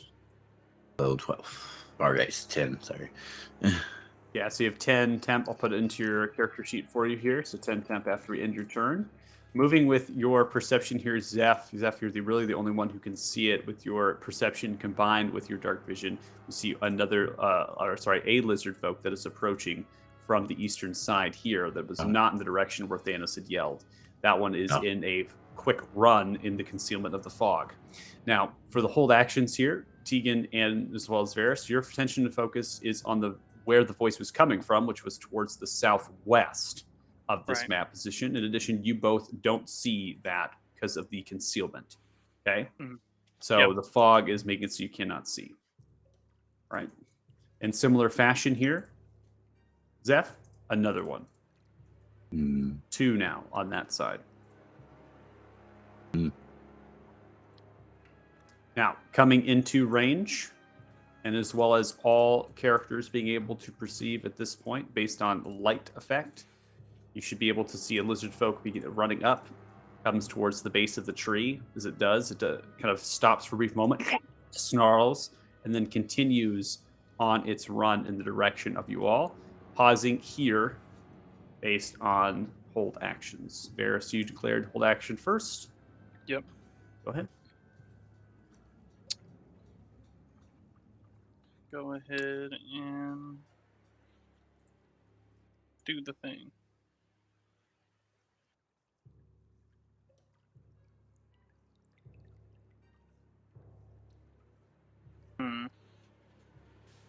Lightning bolts Thanos.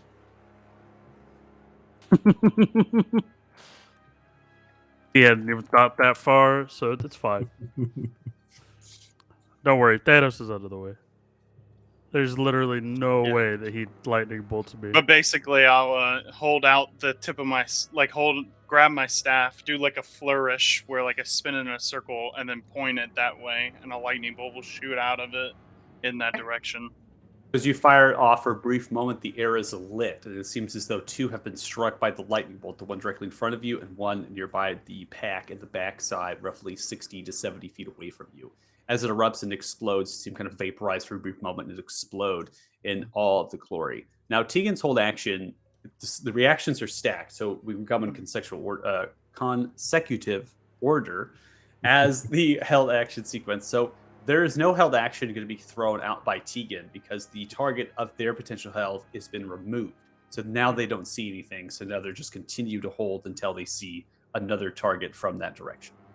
That is going to be the end of that creature's turn as they are dead. Zeph, another. Yay. And another. Lucar, you are up.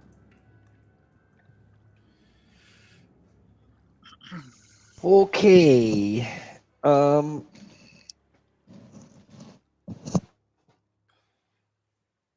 I would probably just walk forward. I don't see anything anywhere. My vision sucks. And I'll Shield of Faith myself Okay. and then hold an attack in case anything comes in range. Okay.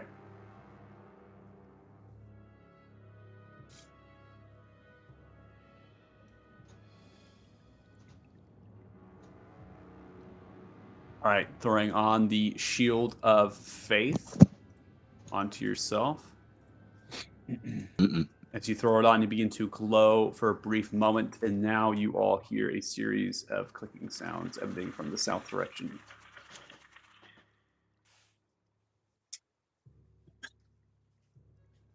All right, So- we have... What? Oh, I'm sorry. I'm on. I thought it was my. You're good. Go. It made Okay. a noise. It confused me. Yeah, yep. It kind of, because we have creatures that are not seen right now, so it's Right, kind of yeah. confusing, right, based on the turn order. One begins to run up through the fog here. It does step in. As it steps, it appears. Then it goes in for its attack on you, Lucar. So it's going to go in for a bite and a spear strike directly onto your shoulder. 23 is going to hit you with your armor class. 15 points of piercing and acid damage is dealt, and then comes in for a spear strike to jab it through your right leg. 27 concentration succeeds. A natural 20 on the spear strike. Mm. As Ooh. the I'll chrono 13 shift that spear strike. I mean, I could just negate the crit. Okay, well if you're doing that then, because that's what I was doing. Don't meta if you don't meta. If whatever's going to do whatever, decide it. So just state what you're doing, and then I'm just going to go off of what whoever states first. Yeah, I'd use a Guardian Emblem. Okay, I'll Okay. let him do it. All right, so spending your Guardian Emblem to cancel the crit out. That is going to severely negate that damage. So you only take 5 points of piercing damage from the spear strike, pumping your concentration once more. Still succeeding. Go ahead and go in for the held action here to swing.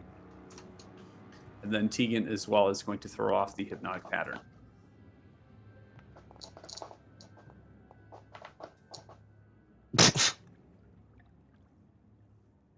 All right, so we have a swing. Looks like a 27 went through, 12 points of slashing damage. That is going to be successful as you cleave into its shoulder, coming into the central chest. The hypnotic pattern goes off, has no effect on the creature whatsoever. No one else is caught into it, ending the concentration of Tegan. Oh, did I need to cast temporary HP too, by the way? At the end of your Yeah. turn, you need to roll for temporary HP. So Lucar, you would be after in the order here. So go ahead and roll for temp. D6, I believe. Yeah. And then plus 8. Plus my levels. Right. So. All right. So I'm going to put 12 on top of your current HP here. And then if it comes to it, we can always try to revert retcon some of the damage. But No worries. we'll see. It's all cumulative. It's all cumulative, anyways. So even adding it doesn't really make a difference there. Now, this is the end of the creature's turn. The creature is still alive. We now come to Maldur. Maldur, you see the creature invisible light. You can observe that. Okay, so I can see the one that attacked Luca. I don't see the Right. others. You do not see the 4 off in the wing. Your perception is not high enough passively, and your dark vision as well as extension, because you're looking at the echo as well. So it's really the concealment factor here, right? So no one besides Zeph can see the ones coming in from the east. Mind your flanks. We don't know where these may be coming from. Then to assist.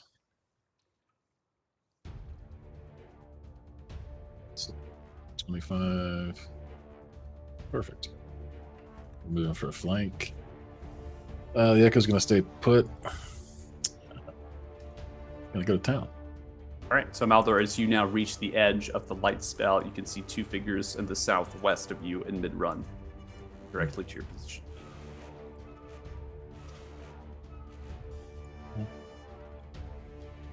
Sorry, I was looking for that.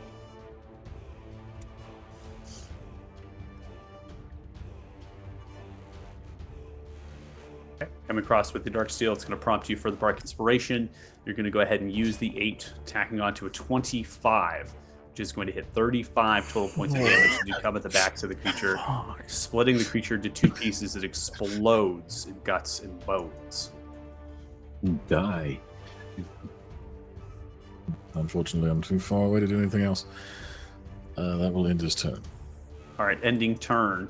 Now cycling through at this point, Zeph, you see a total of 5 now on the western side.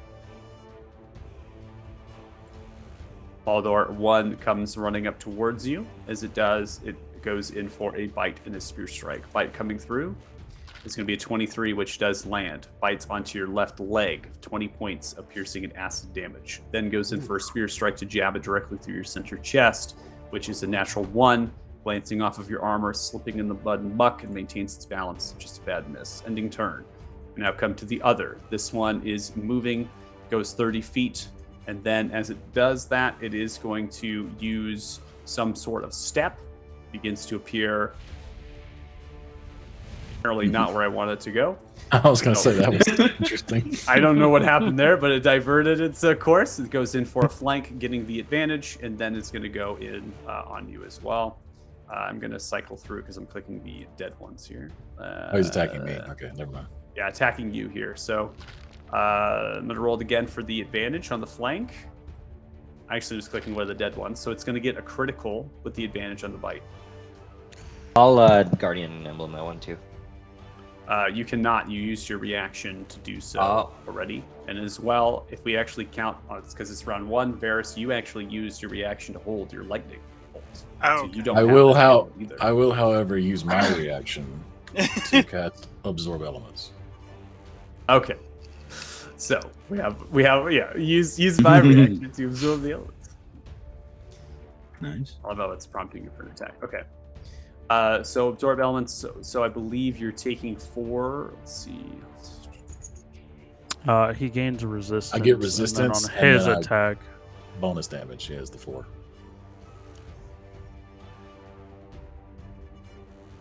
Oh, that's how it works. Yeah, I just get resistance, but then I get a certain amount of bonus damage on my next attack. You need to Okay. declare which element you are absorbing. So I'm going to default to the acid acid. because it has to be. Yeah. It has to be that. Yeah, because the Yeah. others it's just a default piercing. So okay. Let me go ahead and calculate what we got going on as far as damage.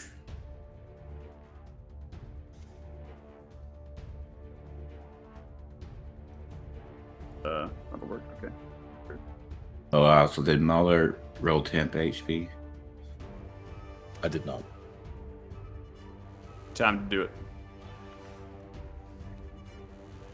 12. Nice. 12. Well, I won't add it on. I'll just count it towards what I'm doing here. Lots of mathematical calculations going on. Oh, also, Mathematics. Oh, also, by the way, let's do this. By the way, also, Anyone else got any more reactions to use? nope. Well, Zeph does actually. Zeph still has his reaction. Yeah, but I don't have anything I can do on a reaction. Yeah, I have Except for so many Featherfall. things that do reaction. Okay, you take 13 total points after the resisted as well as the temporary HP applied. Okay. After that is done, a spear strike comes now, so that multi-attack that they've been doing. This is also has the advantage from the flank. That is going to be a 14, which strikes against your heavy armor of your right calf and is going to miss. That is going to be the end of their turn. Just be aware as we come to the top of round 2 that you have that additional damage for the absorb elements. All right, so Varys, you have the light spell going. It's your turn. Did Zeph say anything about the creatures coming from that direction? I haven't had a No chance turn yet. Okay. Yeah, So- that they started appearing after my turn. I think I would shift over here just to see if I could see anything from a different direction. And if I don't, I will shift back here and hold my action again for another spell. What spell and what target? It's gonna have to be specific because you have no reasoning Right. that anything's coming from the east. So if you're gonna hold something, it have to be from the direction that these already came, which probably gonna nullify it. Right. God, my vision sucks. Okay. Well, then knowing that, I'll just I'll step one over to here, and I'll firebolt the one right that's in front of Lucar. All right, so setting off a Firebolt 14 is going to be a miss as you throw it out. In addition, your light source now is at such a distance that Thanos is no longer invisible. God damn it. At least you didn't hit him with a lightning bolt. Yeah. At the end of your turn? Yeah. All right, go ahead and roll a d6 at the end of your turn for temporary. Tegan now sees the two targets that have approach. Is going to cycle over, moving 20 feet, maintaining position in the light source. So I'm going to move them 20 feet into that position there. So Varys, you get 12 on temporary. Putting it to your character sheet. Thank you.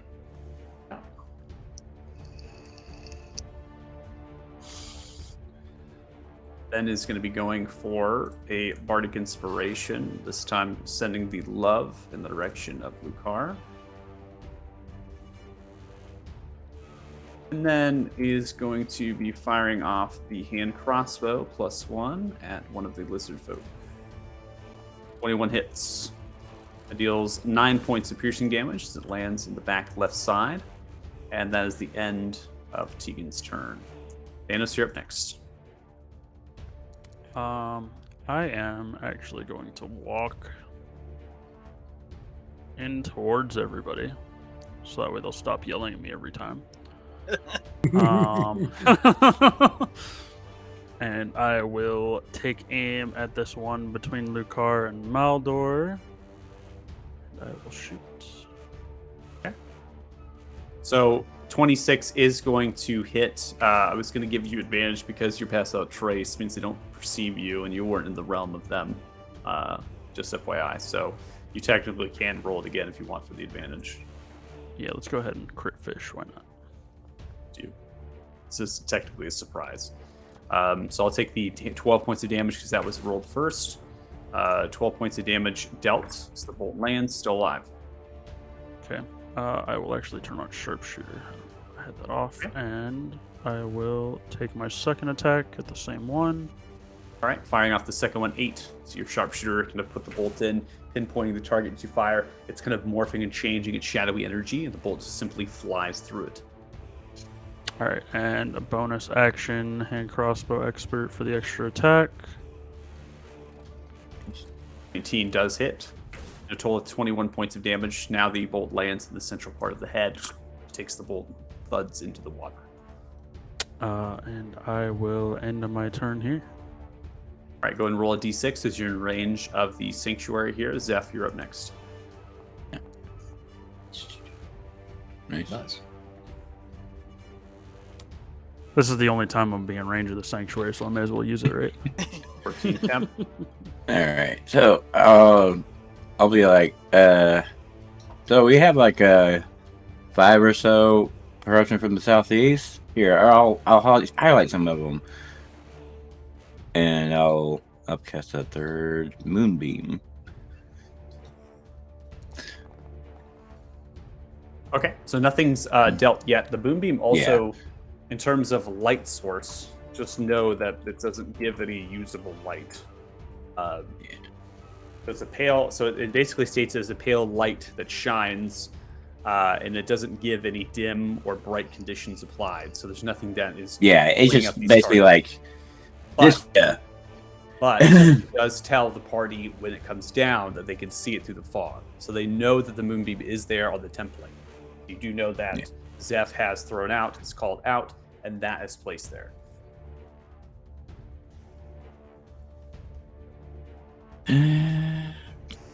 Yes. Ugh. Don't have anything for bonus, though. I don't think. Let me double check, actually. Yeah, that's it. Alright. I'll move first, too, but. Go and roll And- a d6 yeah. for me. Same. So this one no longer in the moonbeam. It's going to run up, come at the direction of the echo, and then it's going to be going in for a bite at the echo upon running up. I'll do it. 23, which able to strike. Deals a total of 15 points of damage, which the echo is going to be deleted at this point. They then are going to snarl and sniff the air, and they use their step. I'm not going to use it. I'm just going to kind of move them. They use their step in the direction of the light source. They then come towards Varus with a spear I'll strike. shield as my reaction. Shield is successful as you pop it up. You notice that the spear is going to strike into the shield and pulls itself back. It's unable to land a critical blow against you. Come to the next one here. This one is going to be making 30 feet and then again using its step and coming on to Zeph.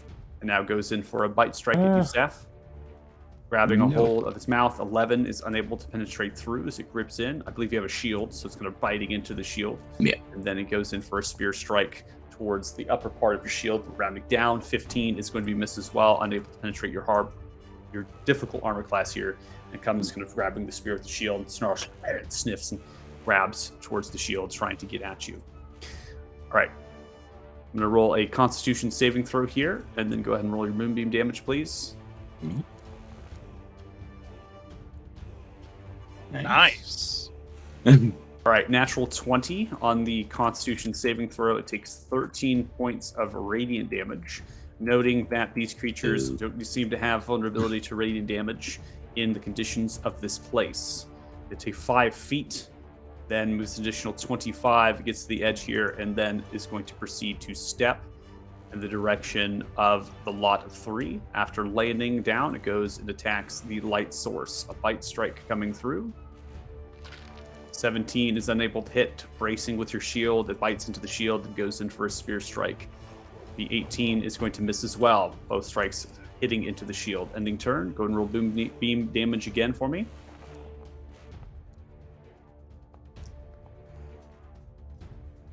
All right, it takes 20 points of radiant damage, steps out of the moonbeam, then goes the additional 25. Gets to the edge here, and upon that, kind of snarls, radiant damage kind of pulling it apart, and just stays at the direction of the edge and does not do anything, it seems. Ending turn. Lucar, you're up next. Okie doke. So I'll step to this one in front of Varus. Do I get advantage on this? Varus is actually not wielding a Oh, that's melee right. weapon comparable that would be able to do that for the flank, so unable. And Tegan as well has a ranged weapon out, so. Roger. Just looks scary, Varus. I'm trying. 22 as you come with the Baneberry Thune whistling through the air, striking down. 12 points of slashing damage is able to kill the creature as you come through it. As it's just gone for a waylay onto your party member here, your wizard. You come to the rescue, sliding across the back. Takes it, falls towards the knees, and then down. Roger. Then I'll sidestep again over to this one. Okay.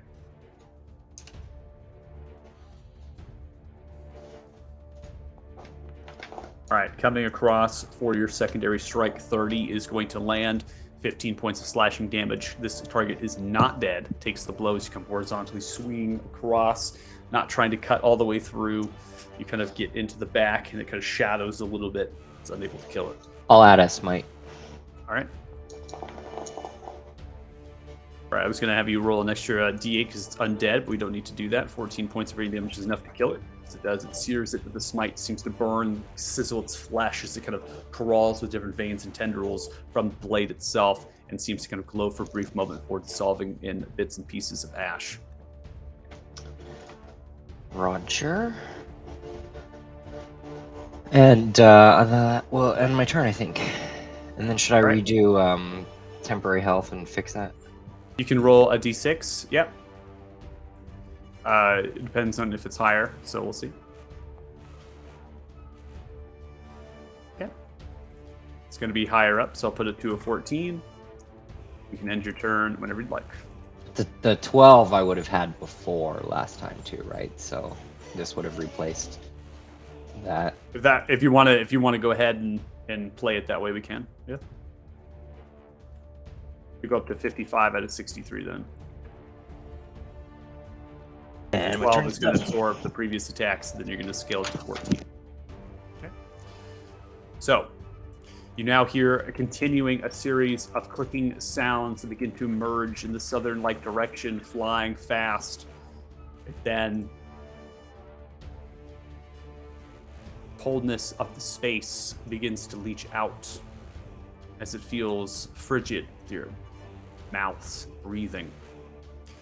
Maldor, it seems as though you are impacted by some sort of spell as it reaches out in the direction force of this sonic shrieking that seems to be invisible to the naked eye except for your mind picking it up with your ears. Shrieks continue. You are paralyzed as it begins to come through, holding you solid. Now, this is a little bit different than just a hold person or a hold monster. Okay, we're using kind of a template. Sonic screeching of the creature through your ears. Not only are you paralyzed, but you are also deafened. So you cannot hear anything. You feel quite out of it and disorientated from the paralysis and deafened. Creature in front of you snarls and licks.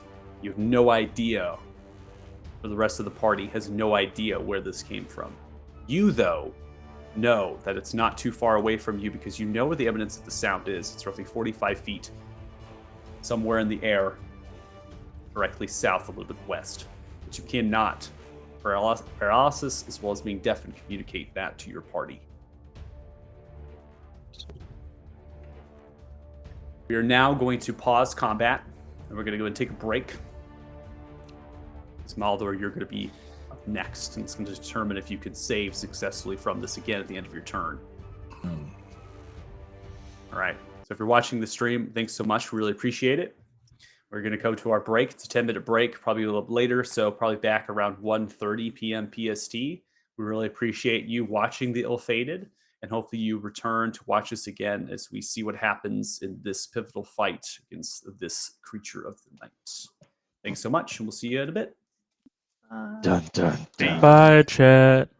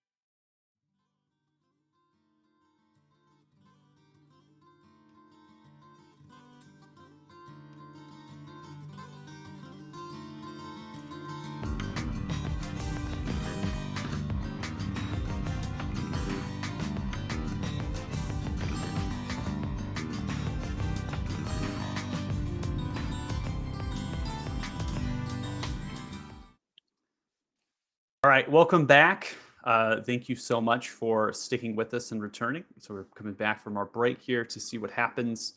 I'm going to keep our ambiance going with this beautiful.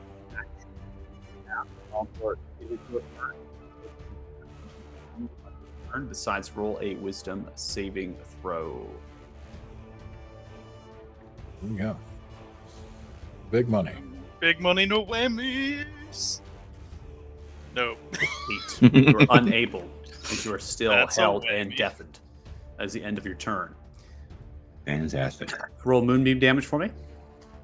Right.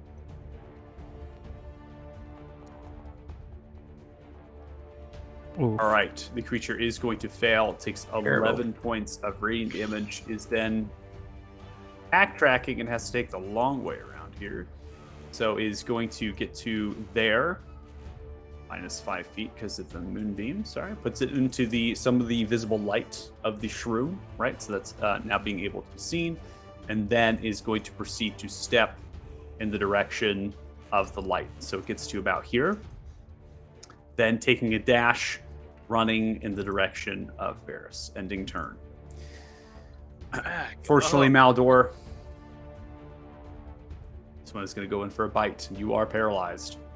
Getting the advantage coming through, is going to miss with the advantage. 14 as it does, it strikes into your heavy armor and is able ripping off a piece of your pauldron. Then taking the spear, going in for a central strike, grabbing it this way, and then going in for a jab. 10 hits in, glances off, unable to get through the heavy armor, ending turn. Now come to the top hit of a round hell 3. Varys, you are up. In addition, Maldor, I need you to roll another d6 because you're still in the twilight. We Yes. forgot about that. Ace. You keep Nice. rolling max. Yeah. All right, 14 temp to you. All right, Varys, what are we doing? I'm gonna cast a magnify gravity at a 2nd level.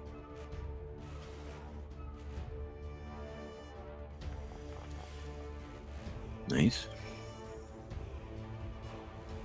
All right, so magnify gravity is erupting in space. As that begins to happen, you can see that the ground around begins to pull towards the epicenter. Now, you know that the creatures here have failed since they've taken the brunt of the force damage from the pull, and the speed are halved until the end of the next turn. We're going to assign the damage, and then I'm just going to put the grappled effect on them to signify they have half speed. And that'll end my turn. So let me do that. Yep, there we go. Ending turn. We now come to Tegan. Tegan is going to see the two. Let me see. Shatter. I always forget how big it is. And Tegan always does a shatter. 10-foot sphere. Or 10. 5, 10. They're 15 feet away. Would it hit? Is this a sphere? Let me get I mean, the that- sphere would be the Yeah, it should- same. Yeah. I have It's cheat just like corner. this thing. I play with the corners that occupy as well. So Shatter is going to go off. This is traditional Tegan fashion, honestly. Tegan Yeah. casts Shatter so much. The Shatter explodes at the epicenter, hitting with the thunder damage into both the left and right. They are both going to fail, and as such, they take 15 points of thunder damage and are dead as they explode from the thunder damage after being pulled and hit with the force damage with the magnify. They then are pulled and thrown, bam! Bodies get shook, bones are breaking, and they're ripped apart. Ow. Tegan is then going to move roughly 10 feet onto the left. See Maldor, right? That you are up there, and in traditional Tegan fashion, doesn't really know that you're held, right? Because of the fog and the other things that are happening, but is still going to bardically inspire you. Excellent. We're working back and forth. We're just kind of going between, which is what he usually does. Is just goes between you or Lucar, right? Yeah. Let's get to the end of Tegan's turn. I'm also going to roll a d6 here.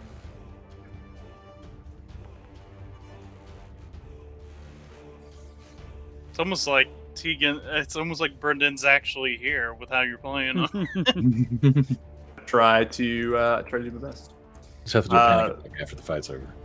Varys, you can roll a d6 if you want to try to get a Oh yeah. 5 or a 6 on the die to get more health. Thanos, you can keep going anytime you want. Hell yeah. Nice. Okay. I'm going to move towards the edge of the light. take aim at the one next to Maldor as it is the closest threat. And I will pew pew. Pew. And for the pew pew, 20 is a nice pew pew. 25 points of piercing damage is going to land. Dunks directly into the neck. Gargles. And falls down dead. All right, and the only other one that I can see is this one that kind of was running up, correct, in between the mushrooms. That is correct. This one is bleeding profusely, and shroud is still around it. Everyone can see this the edge of the visible light as well as the fog layer around you. So everyone is able to see that target. Awesome. Then I will take a shot at it. All right, firing off a natural 20. No, disadvantage. No, because of From the disadvantage. dodge. That's right. But it was a 19. Unlucky. Stares at you as you fire it off. 24 is going to hit 21 points of piercing damage, lands, dodging, trying to, ends up landing in the central part of its head. As it does, topples down into the water. It's not moving any further. Barely a disadvantage. I will end my turn there. So would I even notice that Mahler is like being really stiff right now? Or The question here is there enough enemy occupants to cause any problems to you? You don't see any around you, so your perceptions are a little bit more open. And you probably notice that Maldor, after the enemy in front of them is dead, they still have yet to lower their weapons. They're kind of just like raised in a frozen position with their weapon. I will give you that because you have a past perception 20. yeah. All right. I'll move over to them and just reach out and cast Lesser Restoration.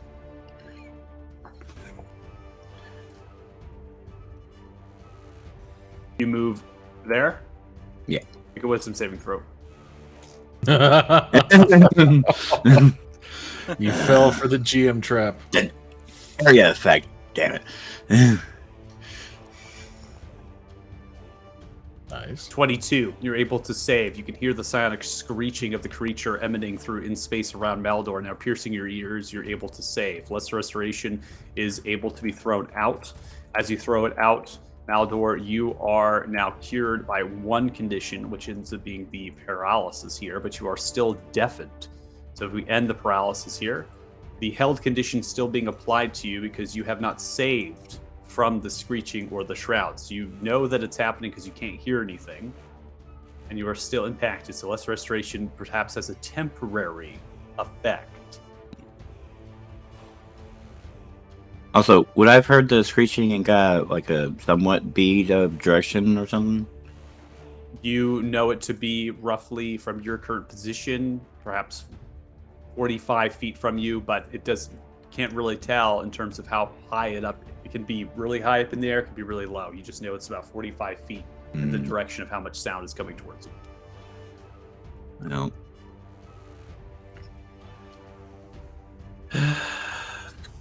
Well, I'll probably would have felt that I had to say something from something, so I'll move away from that area. But other than that, I think that's all I can do.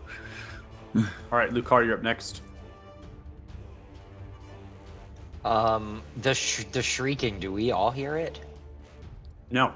I Okay. described that, I think, a couple times. The only individuals that hear it, obviously, Zeph, you've walked out. You don't hear anymore, Zeph, as you leave the space. Maldor, you did hear it, and then you went deaf, and you were paralyzed. So you're still deaf, so you have the understanding that you're still. I would have also mentioned that I did hear it from that general direction, but Okay. So yeah, you're calling out that, hey, it's over there. Okay. Zeph, also make sure to roll a d6. oh right.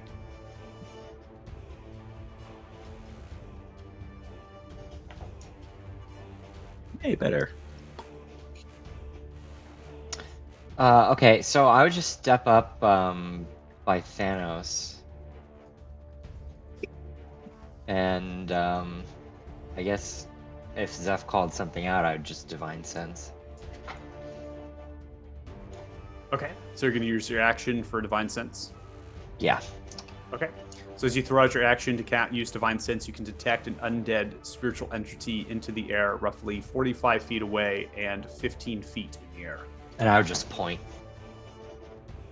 in that direction. That's it. All right, end your turn. At this point, the shrieking has stopped. As it subsides and ends, the actual deafening begins to cease, as well as the condition of hold ends.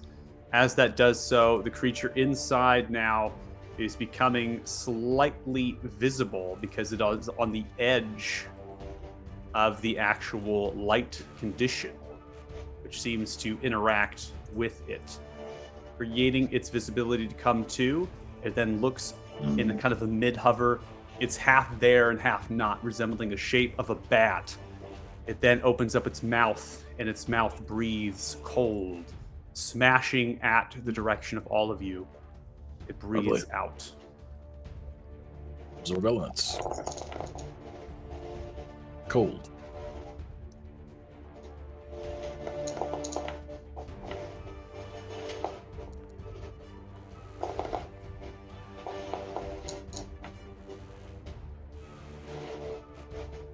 Lovely.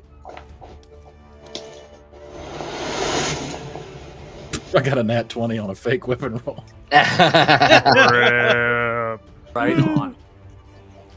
Okay, so I'm going to run through all of your saving throws here just to verify them. I also need to look at the modifiers for those in the actual the bonuses of the aura protections, because sometimes it likes to stack them. So, Varys, I have you at a 23.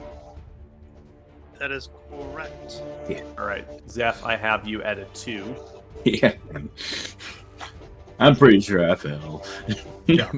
I was trying to add the bonus, but it seems it -1'd it, so that's It actually took one off. Yeah.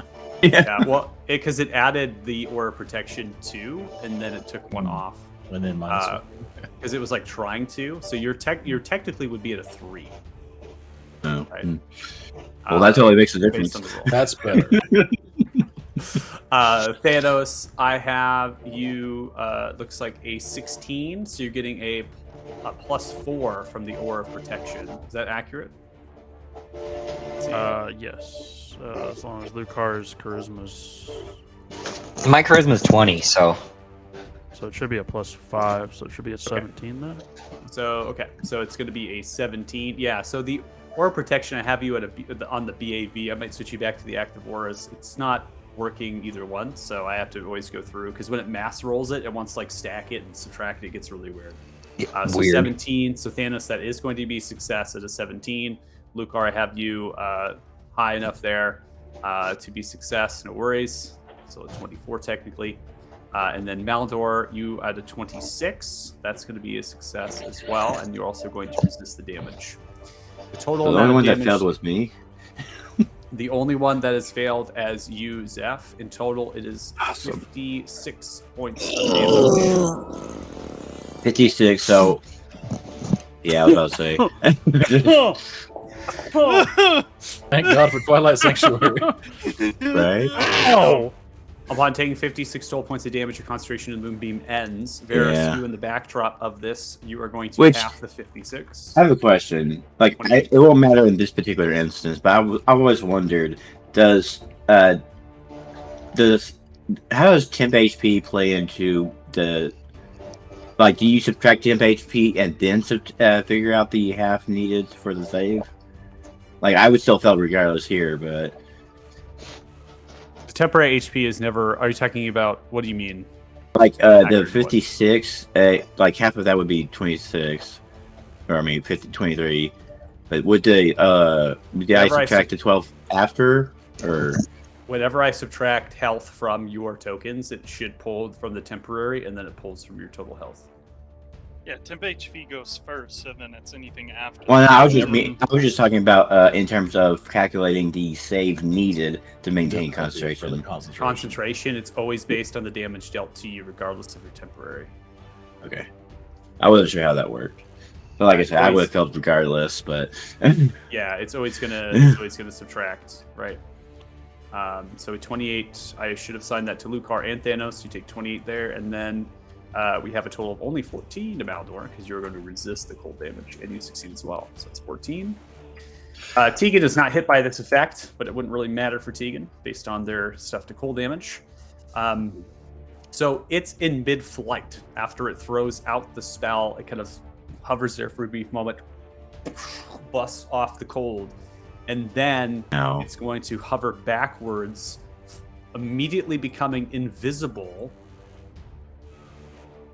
and disappears out of sight, and no sounds auditory to any of you based on where it has gone. Its flight is soundless. Maldor, you're up next. I don't like that bat. Fucking bat. Spread out your light. Make it visible. We could kill Cast it. more light. It's time to see if this tree was worth a fucking damn. He's gonna look around at all the bodies of all the undead shit we just killed. And he is going to attempt to command them to get back up. So you attempt to have them come back up, spending your action to do so, and they do not rise. That words with those fucking druids. Bonus action. The echo will come back up. To be fair, they are dead.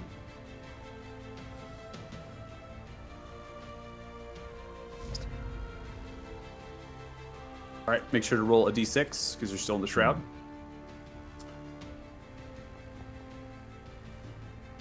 Nice. Total of 14 being applied to you. Varys, you're up next. Stop round 4.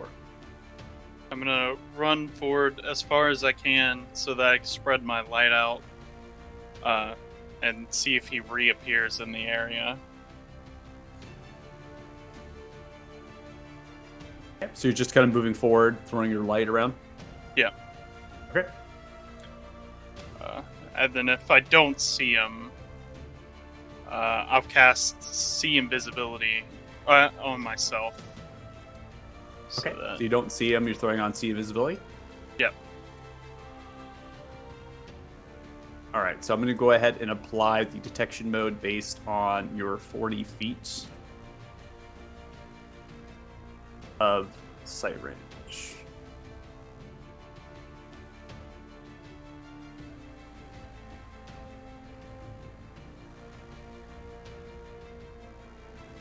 You don't see him.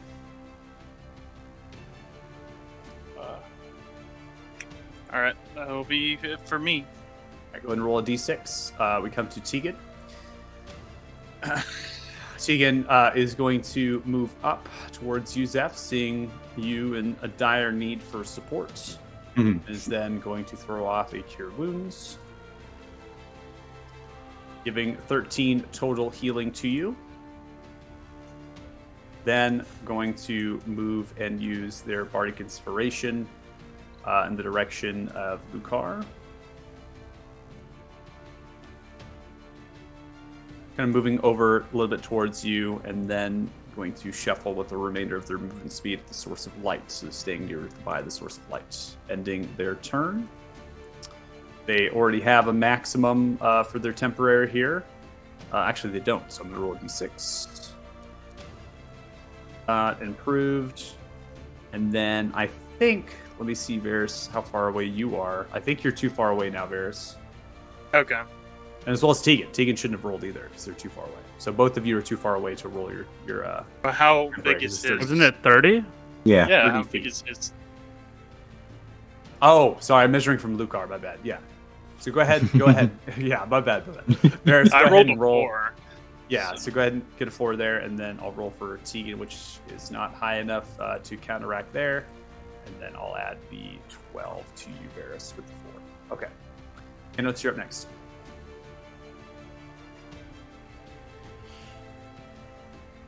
I'm going to follow the people with the light. Never thought I'd hear I'm you say going- that. Yeah, me either. This is awful. Going to hold my action to attack if it shows itself, or if I can perceive it or see it, and I will yell out, "Show yourself!" and I'll end my turn. That's pretty much all I can do.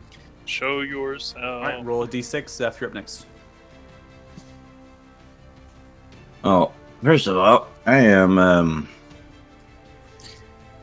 going to quaff a push of healing, or great healing. Sugar in a pot. That was a terrible roll. Scroll to you. And what was the last direction I saw the bat go? About like roughly here. That's correct. And it fluttered back, then became invisible. Yeah.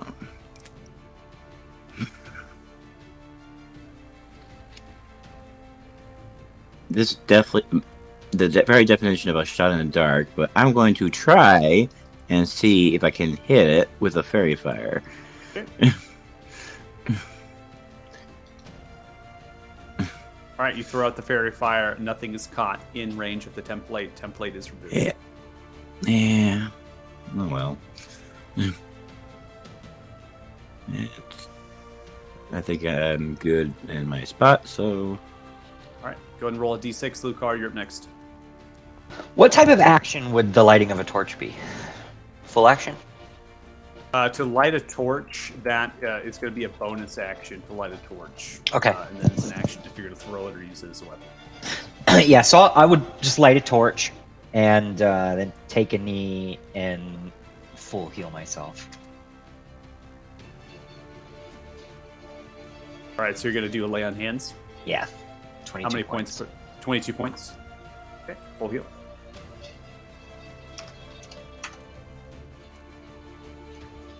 And that'll end my turn. All right, ending turn, go roll a d6.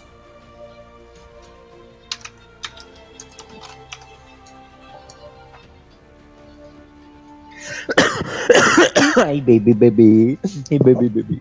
Yeah, no. Sorry. My dog jumps up on my chair and starts talking. Hey, baby. Hey, baby. Hey, good. he's talking I think about that. he found the bat. Yep. It's my real baby. No, we know Hey, that's how you come talk over to here, Michael. baby. That is so good. I love it. I definitely thought I muted myself. All right, so as you can perceive, the bat, still 15 feet in the air, begins to fly in. Now perceived by Thanos with the only hold action available. Fire away. All right. Oh, that's why I should have held. Damn it. Yeah, I should have as well. 10 is not going to be a land. As you fire it off, you miss. It then begins to breathe again, another cone of cold. As it Can I begins to counterspell breathe this? outwards, this is not a spell. As it begins to This fire out, bat. this is a feature of this creature. This creature is naturally able to breathe a blast of cold as it begins to fire off. Absorb elements again. Okay, spending your Cool. reaction here. How many do you have left, spell slot wise? That's it, right? That's the last one, yeah. Yeah, that's got to be the last one. All right, Maldor, are you going to be spending your Bardic Inspiration? I'm canceling a bunch of windows. Hold on. Yeah, because it Yes. basically. Okay. Because the spell rolls, and then they wanted the echo to roll, and it was just like Yeah, a bunch yeah. of You're good. You're good. I always, anytime I always mass. I always mass through things, so don't worry. So Thanos, I have you at 11. Mm-hmm. Tegan Yeah, that's is correct. all right, Tegan's at an 8. Maldor, I have you at a 14. 15. 15. Okay. We have Varys at a 19, and the Echo at an 8. Doesn't matter for the Echo. Okay. Yeah, Thanos, Tegan, Maldor, you have all failed. Cone of Cold, breathing outwards. Maldor resisting the damage. You resisted down to 20 points of damage. Thanos, you take 40 total points of cold damage. Tegan takes none, based on their immunities here from the cold. So you see the white draconic scales beginning to form on their flesh, blunting the point of damage. And then Varys, you succeed with a 19, so you only take 20 points of cold damage. See as the bat flutters for a moment, then a telepathic shriek echoes into all of your minds. You taste delicious! As it echoes through space, it vibrates with the screeching. So will you. Then begins to flutter back in the direction that it once was, holding itself, almost reverting into a 180, and then goes invisible once more. I think it's annoying. I would hate this bat. Maldor, you're up next. Son of a bitch. The echo got hit, right? He's gone. Yes, I'll leave it up in case you want to resummon it. But Oh, I got it. Yeah, I just wanted to Cast make sure more before I killed it. light, Maldor. We need more light. Son of a bitch. Yeah. First off, bonus action. He's gonna heal himself.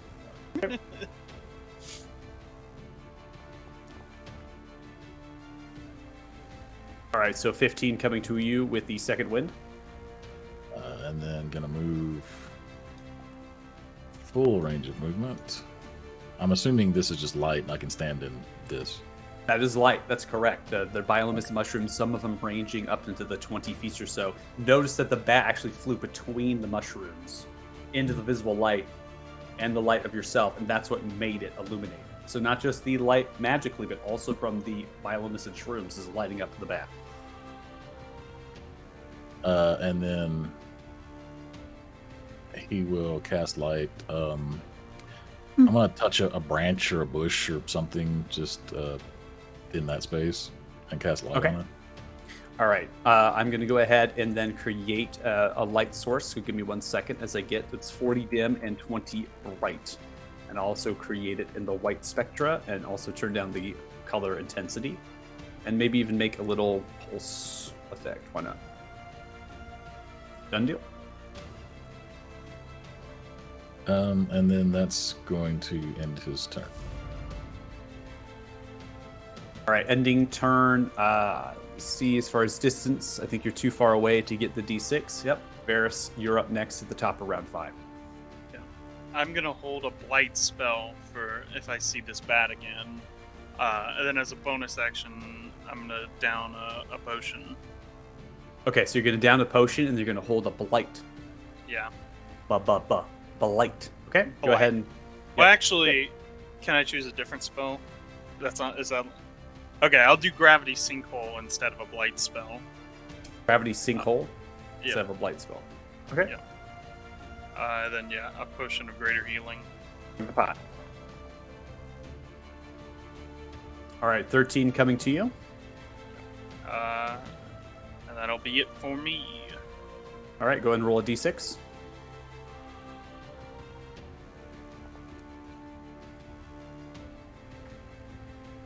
Nice. 13 temporary HP to you. Definitely doing some serious work here. Now, Yep. Tegan, looking through their repertoire of spells here, we don't have a whole lot to work with. So seeing you, Varys, attempt to do a hold, they as well are going to be holding a hypnotic pattern and attempt to cast it at the creature when it becomes visible in range. So they are going to use their reaction and their action here to do the hold. They then are going to use their Bardic Inspiration die in the direction, and this is going to be Maldor. This is their last Bardic Inspiration that they have. Throw it off at you. Tegan keeps with the Source of Light, holding and bracing. Thanos, you're next.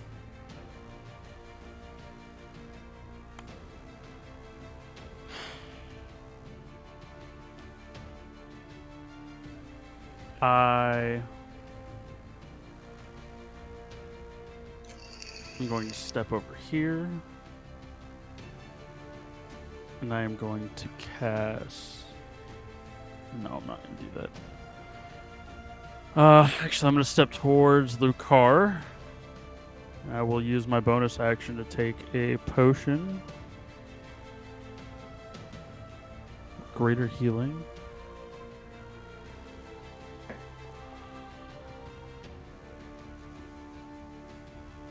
All right, putting 11 points to you.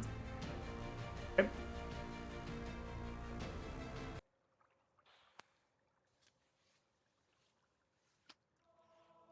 And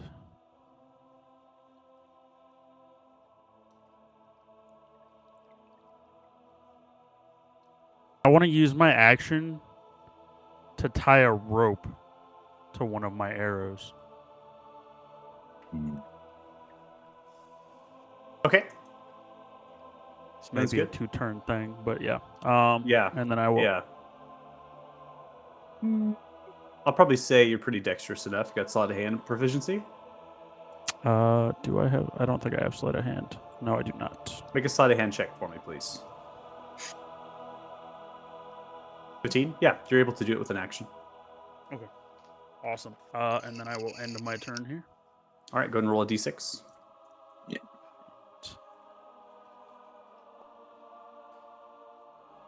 Also, I think Tegan did it Contemporary either. I rolled a d6 for Tegan. Tegan Oh, yeah. rolled a 1, so it's not higher up than they already have. Tegan's cruising in this fight. He's fine. I'm with you, Zeph. Hey, I bumped in everybody. Twilight 6 honestly is the most annoying thing ever. And so now I'm like, I need that macro. I need It it. is currently with not the auto roll not working. I'll be glad when that gets fixed. Yeah, well, I'm going to hope to. I've been looking for it. I haven't seen it yet. So, Zeph, what are we doing? I will hold a fairy fire for as soon as I see this annoying bat. I'll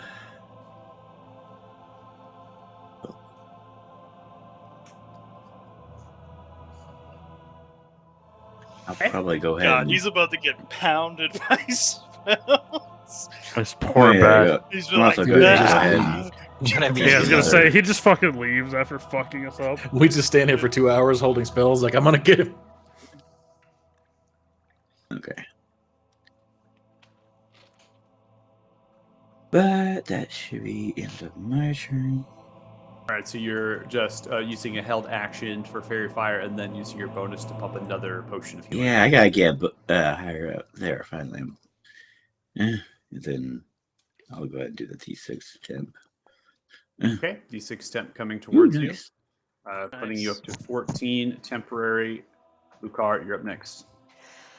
I am going to light a second torch and throw it. All right. I'm going to actually make you have to do a strength check. Okay. I'm going to see how far you can throw it. Usually a thrown weapon has a max distance of like 60 feet with most things. This, because you have fog and the trees and brambles, I'm just kind of seeing how far you can just kind of get that a throw. And then It's tell like the me, forest on fire. I know. Okay, yeah, 18. Obviously, you're going to be able to chuck it upwards of that 60 feet, really getting that out there.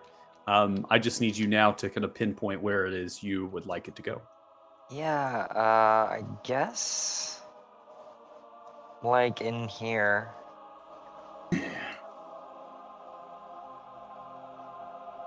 Right there?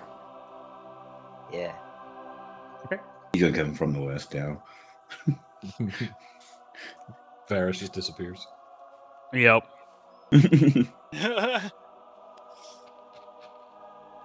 God. Just polymorph into a giant ape in its hand and start beating the shit out of it. Mhm.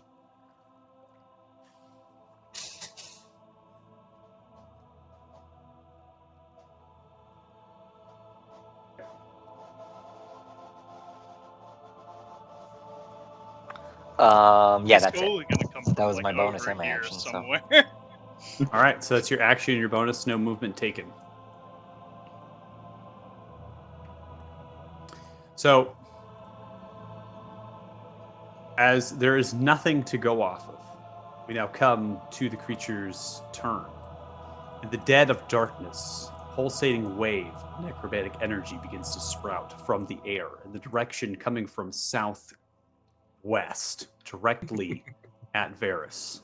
Varys, with your detection, you begin to see the outline of it roughly 40 feet to the southwest. But before you can react, the pulsating of necromantic energy aimed at you begins to hit true.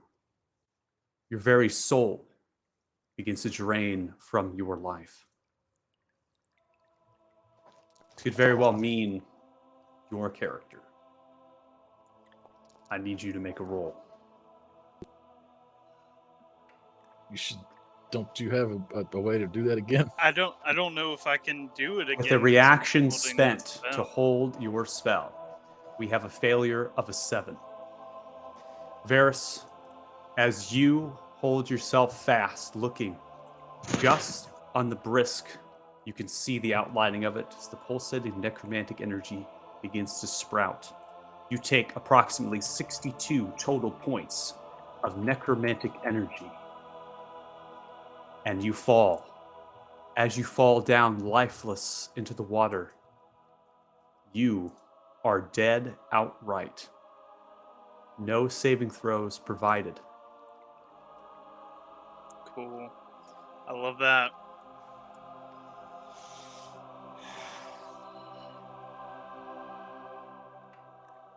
Now, stacking two different things upon you, the skull at the backdrop, because you are not technically out of this yet. You just are not yourself. We will come to that. As the necromantic energy fills and you fall to the ground, all of you can see that upon hitting the ground, Varys begins to seizure, begins to move, shaking violently. And from their body, black energy begins to fill the air in waves, pulsating outwards. Telepathically shrieking into all of your ears, the creature speaks.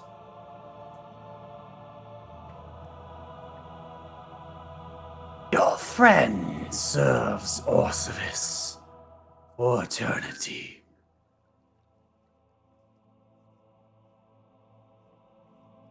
Maldor, you're up next.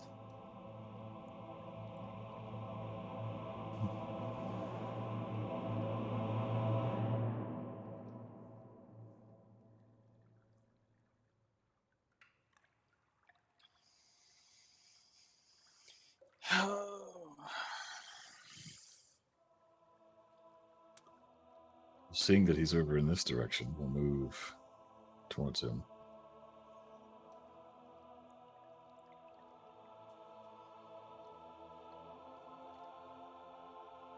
And Varys is just still on the ground, just doing creepy shit.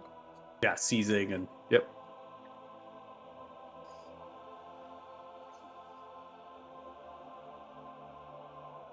He will pay for that bet. Echo's gonna pop out.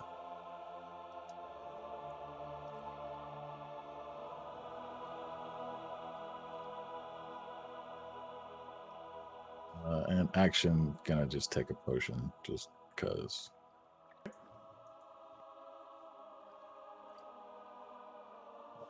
Sorry, this off.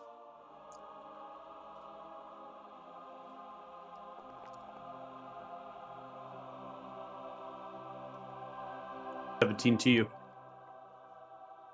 That will end his turn. We now come to Tegan.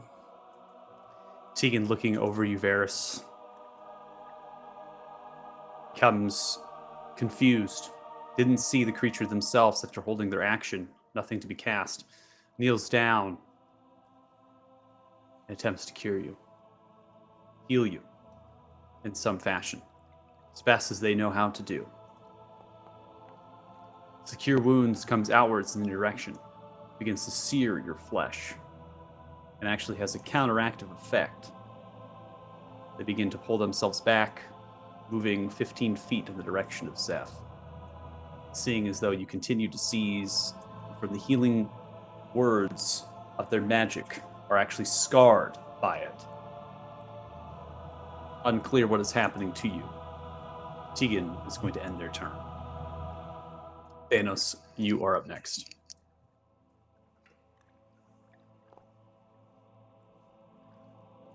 It's fucking bad.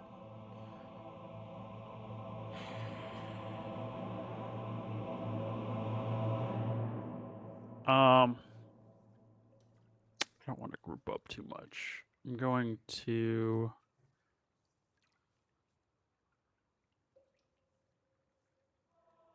walk here in between the mushrooms and everyone's light. I'm going to ready an action to shoot the arrow that has a rope on it at the bat. Should the bat come.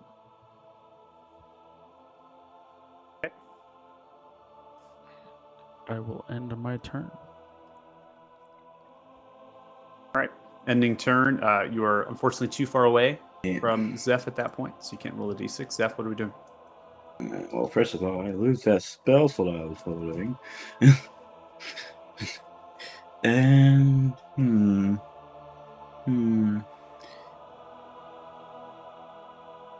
not liking that whole reaction to the healing thing. I'm not sure what Revivify would even do if that's. See about taking this thing down, Drillin. I'll move further this way and hold another Fairy Fire. Same thing. Okay. She's not gonna try to revive. Mainly because I'm not sure if it would work. I'm fucking dead. All right, so Zeph, Are readying you? a fairy fire, unclear of what to do next. You end your turn. Lucar, you are up next. Fuck this game. I'm going to Oh, Varys. dash. good, boy. You're on the measure distance. Just press spacebar, and it'll still move you. Yeah, so I'm just going to go here. So moving 60 feet, passing over the body of Varys. Stepping on Varys. Literally stepping over the body of Varys. Leaping. Literally. Leaping over the all body. this shit. Literally.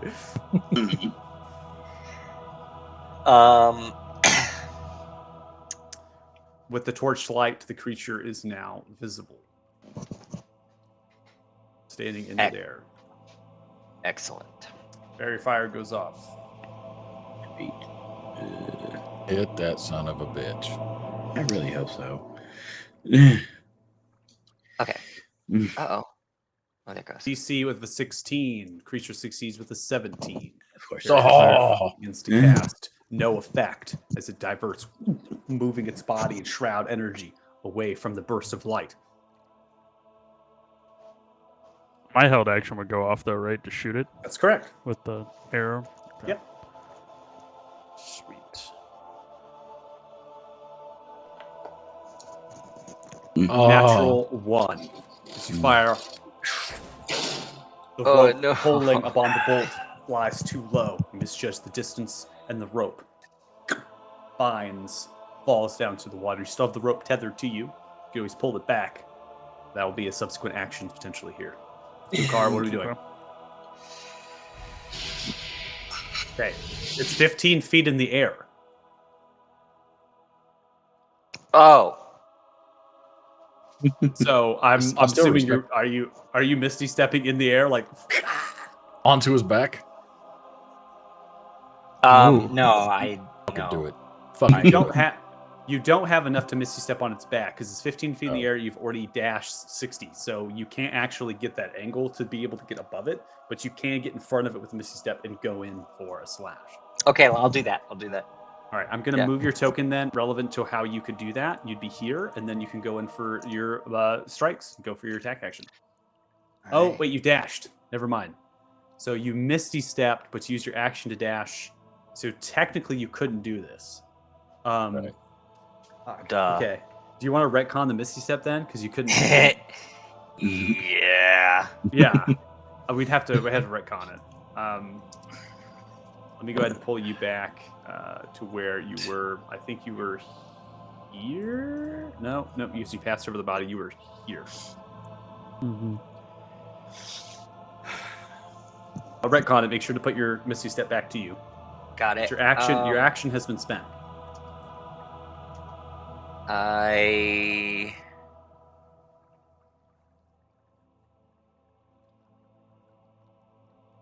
I think I would compel duel then, I guess. With my bonus Interesting. instead of Okay. Fisticuffs ahead. with the bat. I like it.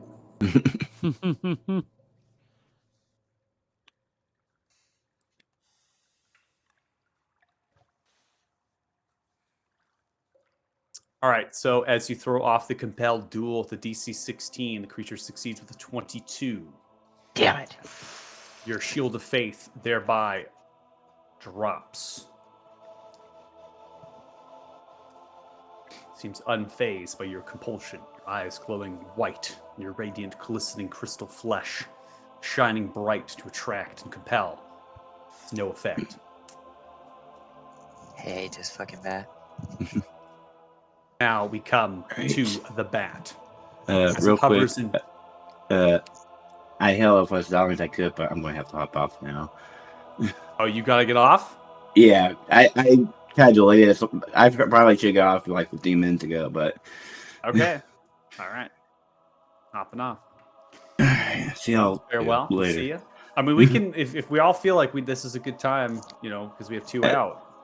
No, I want to see what happens to Okay. me. Okay. I'm just, all right. I literally. So at this point, I'm controlling 2 player characters to combat. So I mean, if everybody else wants to, but yeah. I don't- See ya, But yeah, see bye. y'all later. Bye, Zeph. So come to a vote. So Peyton, you want to see where it goes? What about the rest of you? God, I want to see where it goes so bad. Namely, Yeah, I just I want to do kill this too, but- fucking bat. Right. But We can go I through a couple also more rounds. We can go through. We'll take it round by round then, if you want, just to see where this goes. But no, I mean the bat is pretty much uninjured. Right. So Mhm. controlling two player See, characters for can get every- pretty if- dicey. If every player character he's controlling, he won't kill them because he's nice. So that's just good for us. We just as 2 more of you leave, and then our odds of success go up. Yeah, he didn't attack Tegan because Tegan wasn't That is here, true. so he pounded my That's ass. not true. Tegan got hit by a cone of cold. Just happened to be the He just happens to be immune to it. immune to the primary source of damage that this bat has thrown out to you. That's all the damage it's done. Is cone of cold. Except for that one spell And that then- instantly killed Varys. That And killed now me. the one Yeah. spell towards theirs. I love how I can't counterspell it either. Innate magic. Cool. Fucking love it. Counter spell is counter. If it's a spell, you can counter it, but it's a feature from this creature. Yeah, That's able it's to not do counter so. asshole. It's just counter spell. Yeah. Uh, So no, I'm yeah, just fucking. I'm just being. fucking- I'm being serious. I try not to DM. This could be a really make it or break it moment for some characters here, and I don't want to put pressure on you to feel like, hey, I might die, and I have 2 party members out. They can't do anything about it. So I'm really kind of leaving it up to you if you want to proceed or not. It has to be right. Everyone's got to be. Well, it on didn't board seem to like keep they going. really wanted to do anything about it when they were here. Well, I suspect you're not normal ass dead, which makes it complicated. Yeah. He tried to I- heal you and it burned you. We're gonna get to that. So we can play it round by round, and it's gonna happen literally right now. So we can. Okay. Yeah, let's- Yeah, let's I do just that. want We to can- see. Yeah, I Okay, just want to see. we'll come to the top of the round 7, and then we'll vote and see how everyone's feeling at that point. Okay. All right. So the creature is still visible because it's on the edge of the torchlight led by Lucar. The light spell, as well as the mage armor and the other effects on you, Varys, are still there. You see the blast of the voice of the creature. Rise, servants of Osiris. And you see as no longer your friend is dead or unconscious. As they open their eyes to the shroud of necromantic energy, you're prone. As the necromantic energy around you is funneling you through, you are now undead. And you are no longer in full control. You are a zombie, but not only a zombie, but a zombie that has full capabilities of your former Zombie self. wizard. Oh god damn. I need you to please roll 3d8 for me. 3d8. Fireball. Correct. That's gonna be your help, I'm assuming. You return to the undead state with 20 hit points. In addition, I'm going to mark you as a hostile token. Oh, I can't see his stuff anymore. Poor guy. That's correct. Okay. So, as the bat does this and begins to enthrill, it then flutters itself flying high up into the air. As it continues its flight up into the air, it cackles as it becomes invisible once more, flying very, very high into the sky. the end of its turn, another voice. Perhaps I will spare you if you give me the spot of Orsivis. And then nothing. Aldor, you're up.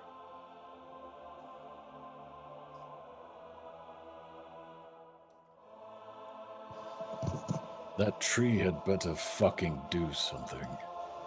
You will not have him. He turns to Varys. It's not over. You can have your vengeance. Take him. Fight with us. And he will once again attempt to control an undead. Okay. So as you begin to reach outwards and look at your undead companion, you go and attempt to control them. As that happens, I need you to make a charisma saving throw.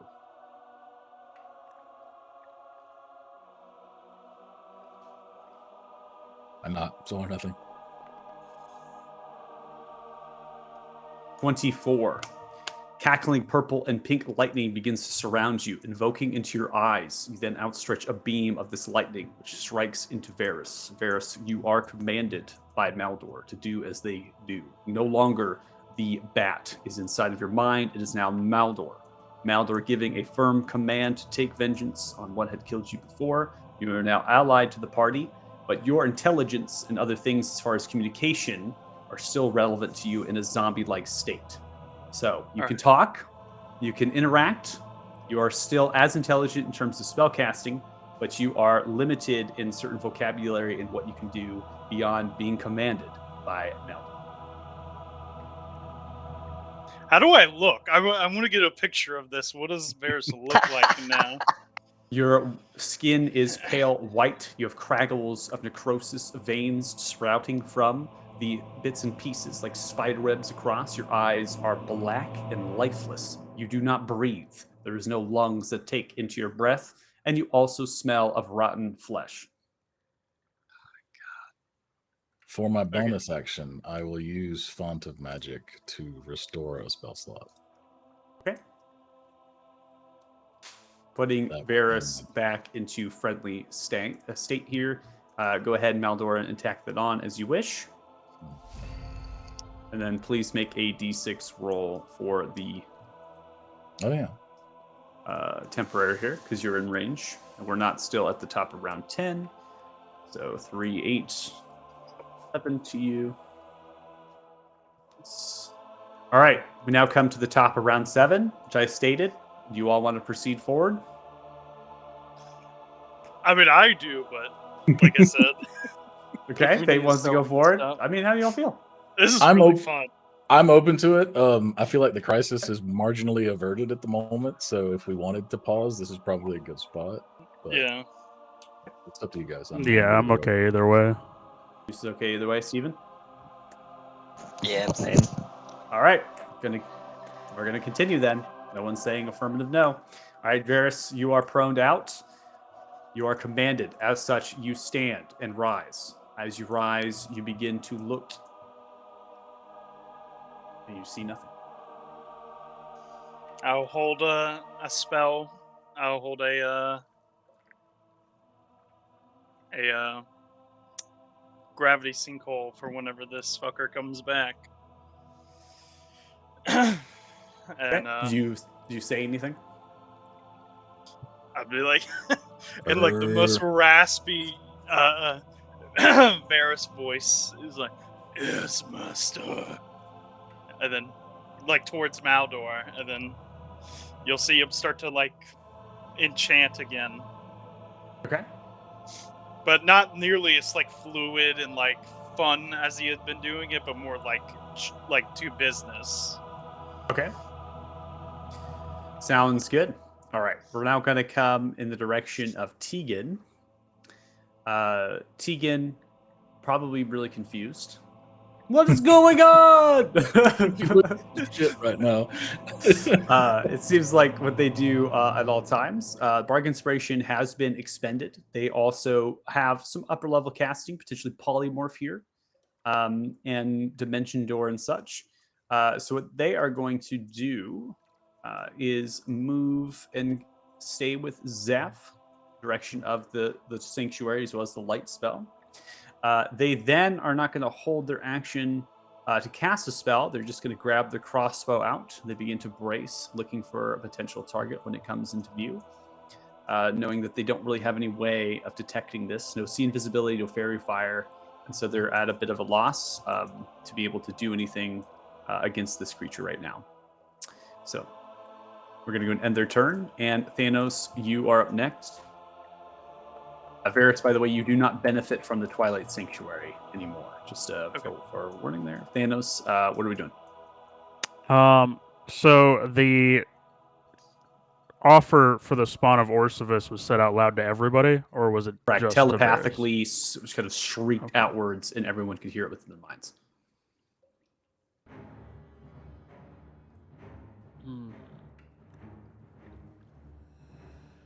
I think what I'm going to do is I'm actually going to buy us some time, and I'm going to take a piece of the rope, and I'm going to kind of walk towards everybody. A little 5-foot piece of rope here, and I am going to cast Rope Trick. And then I am going to climb inside with my last 5 feet of movement. All right, so Thanos, you are going to just kind of get into that pocket space and just disappear?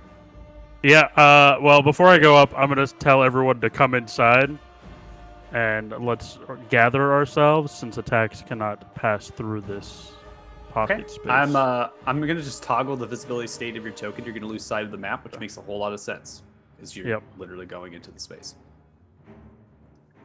And I will end my turn there. Okay. All right, so you're basically saying get into everybody, is what you said. Yeah. Right. Mhm. Okay. So Zeph, I'm gonna look at their spell list here, taking on what we got. They have a lot of stuff. I was not prepared to play Zeph today, so that was not a thing. If they have Fairy Fire, they got one casting Fairy Fire left.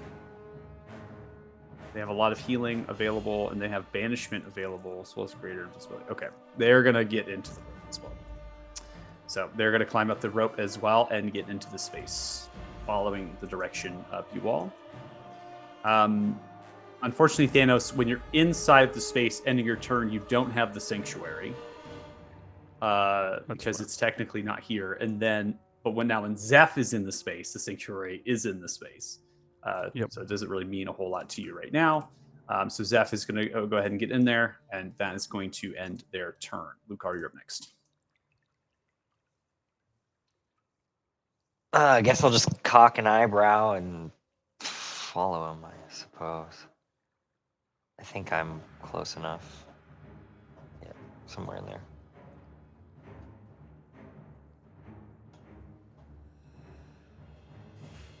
Yeah. Okay. You're climbing up into 2? Yep. All right. I'm going to go ahead and make you lose your visibility here. Okay. Just left me and Zombie Varus with the bat. Yep. Pretty much. And Tegan. I mean, you guys can climb it next turn. It's fine. I believe in you. It is only 5 foot. I didn't make it so that way he had to climb like a 20-foot rope. So Zombie Varus should be able to get up here. So See,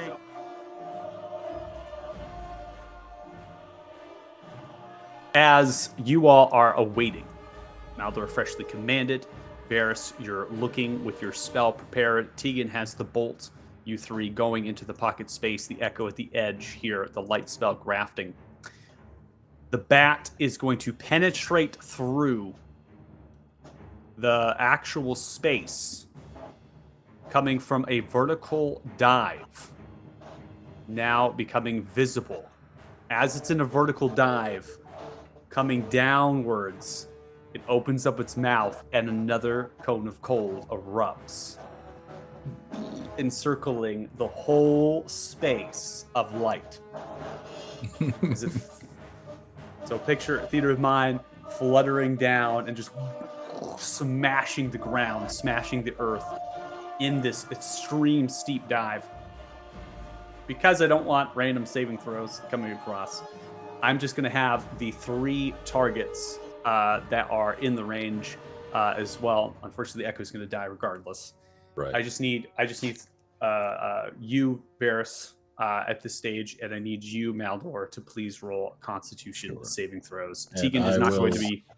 Use my freshly restored spell slot for absorb elements. Okay, so you're taking the absorb elements here to resist.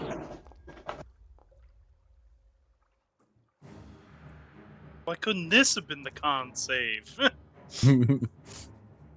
Okay, so 20. So both of you are able to succeed. It's actually a really low roll here. So 17 is being assigned to you, Varys.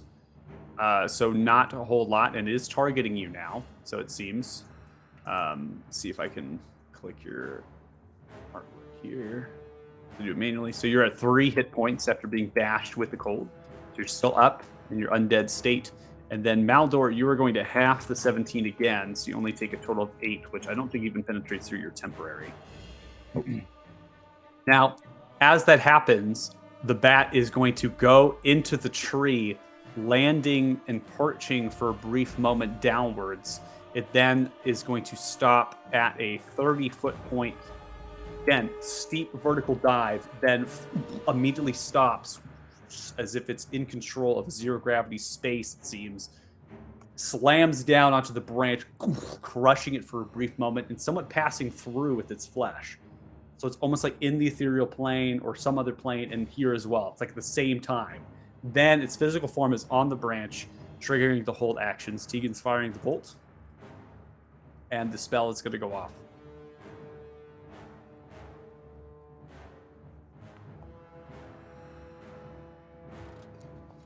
Right. Bolt is going to miss the creature here. Gravity sinkhole going off.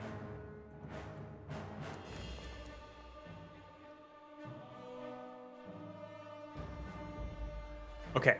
So as you throw off, crushing force appears at the point. It begins setting off the force damage pulled in a straight line towards the center sphere. How high up is the center of the sphere? Because it's a 20-foot. So are you aiming it as low as possible? Yeah. To pull them as low as possible to the left to pull towards the ground. They have failed their saving throw. As such, they take 36 total points of force damage, and it's pulled in a straight line toward the center of the sphere, ending in occupied space as close to the center as possible. So I'm going to go ahead and have them kind of move in that general direction, and then I'm going to have them go directly 10 feet above, which means the sphere is going to catch them. I'm also going to shift them just a little bit to the right because that's going to be the center through the brambles and tree. They also are going to take an additional points of damage here. I'm going to do assigned to 2d8. Seems pretty fair of bludgeoning damage, which they are able to resist. So they take only 4 points of bludgeoning damage, and that's because they're hitting into the tree. So you're pulling the tree in the brambles, and you're kind of shoving it through the racks of the tree, and then it's getting like caught up in it, the shrieking, the clicking, trapped. And seems to be physical form wise as well as its flight form. Physical form as well as its ethereal form here. It's having difficulty at this present moment because it's in the brambles of the fucking tree. So it's like kind of moving. It's large, it's big. And so it's seeming to have extreme difficulty. And that is the end of its turn. Maldor, you're up next. So it is still 10 feet off the ground? That's correct. It's 10 feet off the ground in the brambles of the tree. And it's trying to pull itself right to potentially take flight or get outside of the tree somehow. It's the only chance we're going to get. Double down, finish it. And he is going to run over here. Bonus action, summon the Echo. And he is going to attack with the Justicar Halberd that he still has, which has a 10-foot reach. Okay. You also can put the Echo in the tree if you'd like and be able to hit it. Oh, well, in that case, I don't even need that reach. The branches of the tree are thick enough. As I stated before, you can kind of lay in them, right? You can literally stand on the branch. The branches are that big. That's why I was kind of saying it's getting hit by it, right? If they were tiny, this thing would just rip through them. Excellent. Well, in that case, he'll just use his axe. Hold on. Turn off that. And he is going to attack the bat. Okay. Fiercely. I also still have 1 point of cold damage bonus. You do. if I hit it. You do.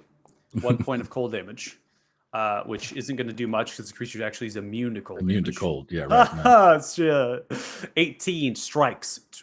As the Great Axe comes through, it deals 20 total points of damage. You notice in its form, it seems to have some, if not immunity to anything but magical. So as it's coming through, because it's a dragon slaying Great Axe, it fills the magical property and seems to come through, catching into the necrotic shroud of itself and then ripping it apart. And he would go again. Coming through it with the second Woo! strike, natural 20 Yeah. coming through, and almost. Wow, we're gonna see. It's gonna re-roll. Wow, massive damage. Oh my 46 total God. points of damage as you come through with the echo. There we swinging go. Directly in the center of its head, it kind of pierces it through, pulling at the axe, like reforms, but it's like bleeding and dripping this black ooze. It seems to be struggling upon itself as it is badly wounded. Unleash Incarnation. Do it again. Coming in for another strike. This is going to be a 16, which is unable to hit. As you come through with the 16, strikes into one of the branches as it's pulling and trying to get itself out from being struck, and you strike into one of the branches, cleaving it off. Surge. Attack it again. This is fucking hot. Coming in for the action surge here. 2 additional attacks you can make. 25 is going to connect as you come through. 23 total points of slashing damage, ripping into its wing.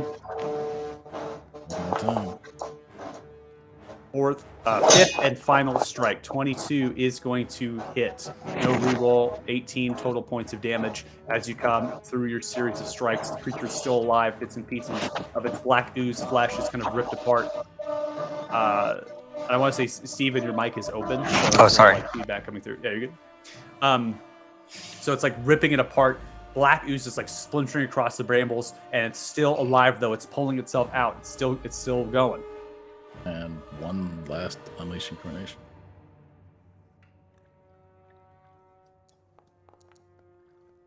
Off. 15, unable to land. Another incarnation sent. It's going to strike into one of the brambles of the tree and unable to land. Will end his turn. All right, Get him. Varys still commanded.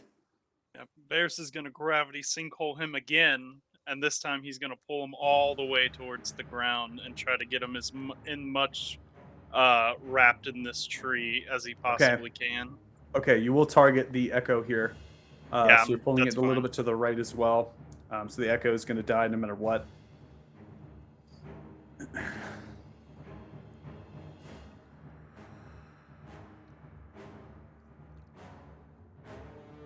Still thinking about rolling saves, probably delaying because so many lizard folk bodies are here. So it's trying to All the roll. corpses. Yeah, all the corpses. All right, That so the wouldn't echo, rise. Yeah. Fuckers. So the echo Lazy. has failed. Unfortunately, the creature here, this is a gravity sinkhole, right? Yep. So the creature here has succeeded on its saving throw. So as a success here, it's going to take half as much damage. It isn't pulled. So I'm going to half the 27 total down to 13 that the creature is going to take from this. And it isn't pulled to the epicenter. It's still in the brambles, succeeding on the saving throw.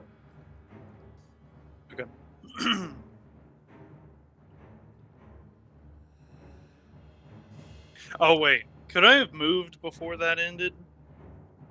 You are in your zombified state. Oh, okay, you are so- sticking with your commander. You are nearby, and as such, you will be in this place. You make no attempt to good. move since you are by your commanded, your commander, right?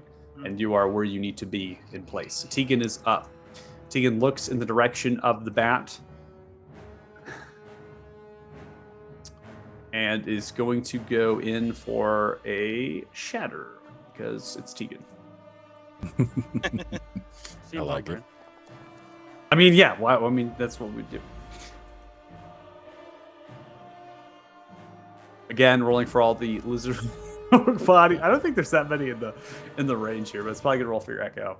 Yeah, I skipped We'll have it. to. Yeah, we'll have to remove it at some point here. But, Yeah, I can't get to it under the token, so I just left it. yeah, no worries. The shatter is going to go off. It looks like the creature is going to succeed. Only takes 5 points of thunder damage, so not a whole lot there. But Tegan feels like they're doing a good job. They then are going to slightly move 10 feet and just get some separation away, taking the right flank here. and they have nothing really available to them, so they're going to end the turn. Thanos, you are in the pocket space with the rope trick. You have no idea what's happening on the outside. Doesn't mean you can't look. Well, Doesn't mean you can't so look. we actually have a window. Right. Yeah. Yeah, doesn't mean you can't look. That's what I'm saying. Okay. So you can see So- what's going on here. Yep. I will pop out of the pocket space to see why no one else came in besides Lucar. How's that, sir? Yeah, Zeph's Oh, also- and Zeph. Sorry. Okay. So the bat is. What in the hell did I miss? I guess I will walk out. I am going to bonus action Hunter's Mark. The bat. Okay. And then I will take my attacks against it. All right, so taking your attacks, the Nice. crossbow going out 28 is going to hit. Are you using the +1 arrows? Yes. It takes 16 total points of piercing damage as the first one lands, marking your creature. All right. And I will take the second attack. Firing off the second attack, Nice. that's going to be a 26, which is going to land as well. Adding on to the Hunter's Mark damage, 18 total points. How do you want to do it? Holy right, shit! right between the Oh! fucking eyes. Right between the fucking eyes. All right. Oh Luke Cartman, my have you God. come into space too so you can see? So, also, rope trick, is that concentrated? No, actually, it's not. Wait, that it's was the not? funny part about it. No, I was rope gonna trick say, is not concentrated. They fall out. Everyone just Um, falls out. So you fire off the second bolt, you prime it back with a crossbow, you see it stuck in the brambles, an animal caught in a trap, you fire off one bolt in the center chest, the next bolt is used to launch it. It goes in the central part of its head, and you can see it begin to crack and explodes with this blackish ooze all about the remains of its body, no longer to be able to be seen, and that's the end of combat. Holy shit! God damn, Maldor, you hit that. What the thing. fuck did I miss? It's dead. Ah. But so is Virus. It has been less than a minute. Could we? He has to be We're dead for Zeph to bring him back. So shoot him, and then revivify. Haldor comes across with a 21 as you come into the undead What's up? Varus, 19 total points of slashing damage, and you see as Hold Varus on. falls down into the ground and is dead. Zeph, quickly. Commanding Zeph. Let's see what we have. I think we just have a Revivify, right? Mhm.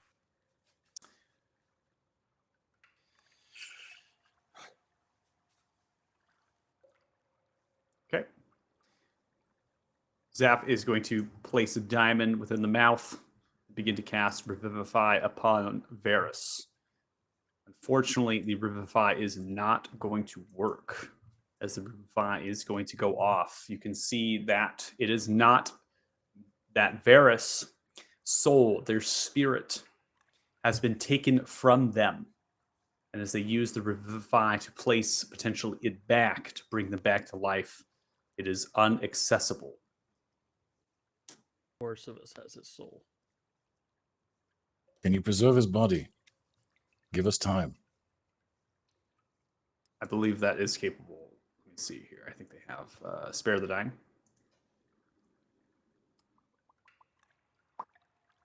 There's that one. There's one that's longer too. There's the one Spell that's 10 Spare the space. Dying has no effect on undead or constructs. That's not going to help you. What's the other one here? Let me see if they have it. shit, Gentle what's the- repose, right? Yeah, I think that's the one.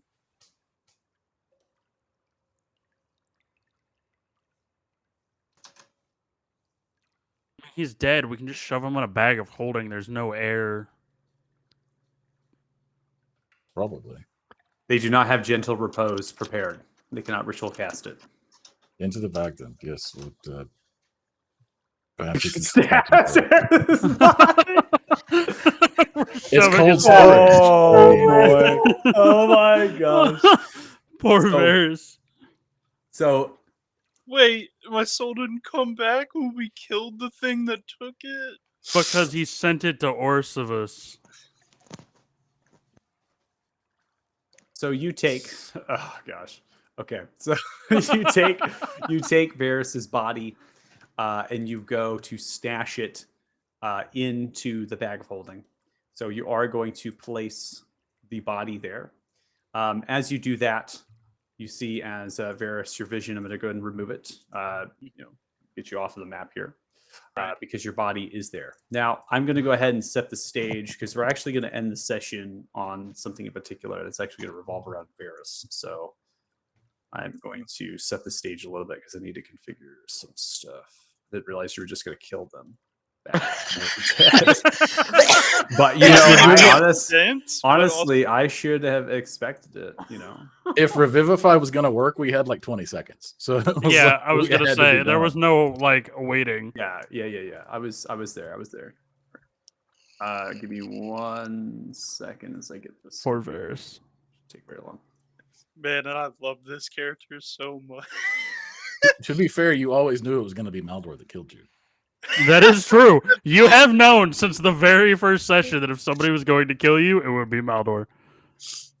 Dude, you fucked up that bad.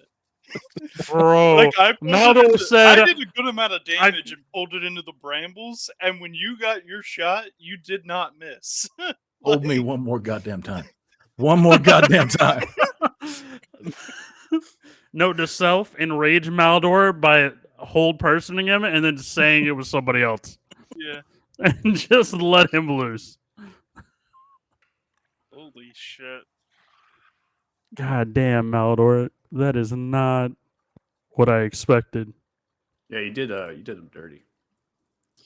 That wasn't even great weapon master either, man. If it had been, good God. No, so what happened is I hit him for 36. You hit him for 20, 46, 20, 23, 18. Just in a row.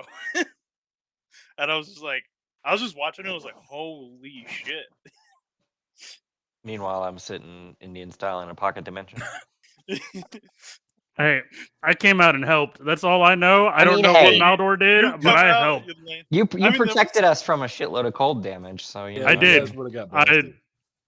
Zeph might have died from that, honestly. I don't know. Well, no, all right, do you? I'm going to pull you all to scene, so you're all not just sitting there wondering what is, But I mean, we can if you all want. You want to? I don't have to, But I generally do this so you can see the map and stuff. Yeah, no, that's cool.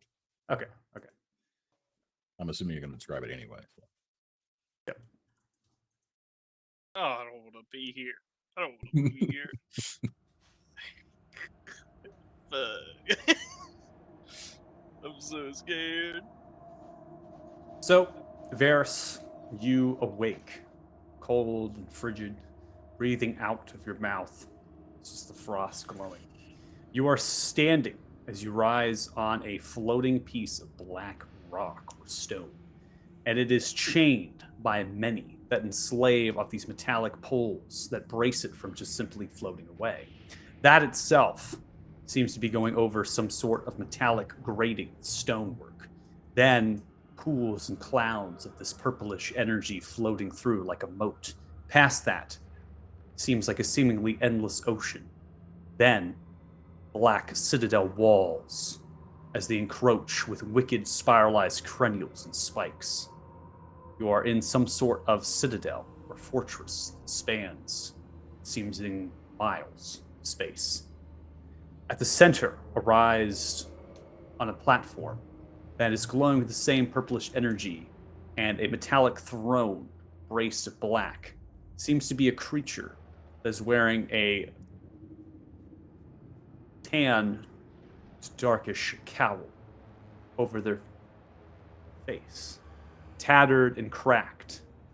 They have no legs, just a formation of that purplish cloud like a genie.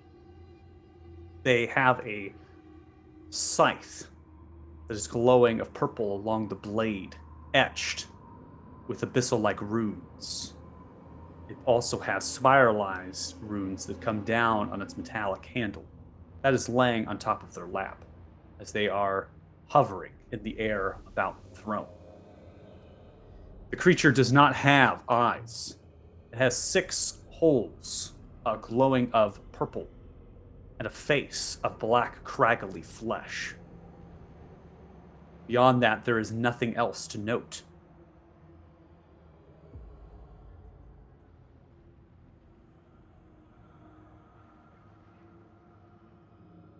Servant of Orsavis.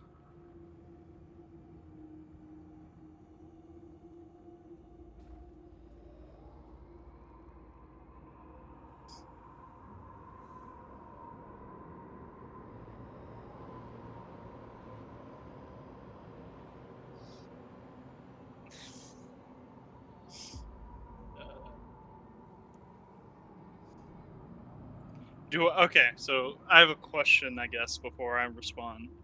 Do Okay, I right feel sounds any good. different, or do I still feel like myself? You feel cold. You're not taking breath. You feel lifeless. But I still have like my personality. Of course, you're not. Yeah. You're not. Yeah, you are you in the mind. I'm not a servant to anyone. Who are you? I am Orsavis, the king of dreams, the mind viper, and you are in my domain. Why am I here? Your soul has been feasted by Nightwing, a creation of the countless minds that I have feasted, the dreams I have engorged. It is an illusion. It isn't real. It is but a fraction of my power, manifested on your prime material plane. Its home, called two of the Marshes of Unveiling. You are dead, but your soul remains intact, trapped in my domain.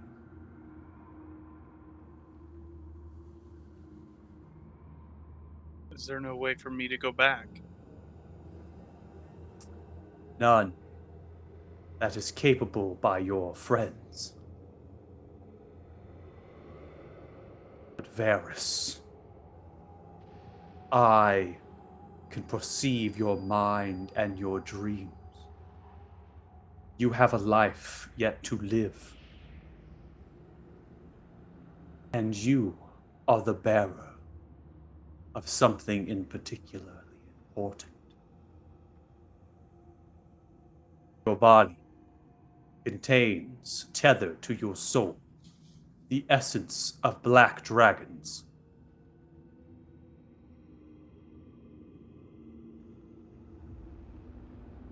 Formed by the elementals of old, they were used to command and enslave dragons for the conquering of the elementals on the prime material plane.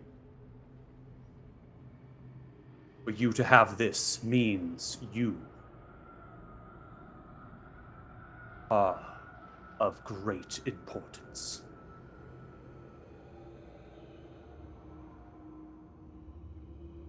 Are you familiar with Grugash? I am. Grugash is my son. Not only a black dragon, but also born of the Shadowfell, the Fortress of Torment, the Abral Keep, and my power.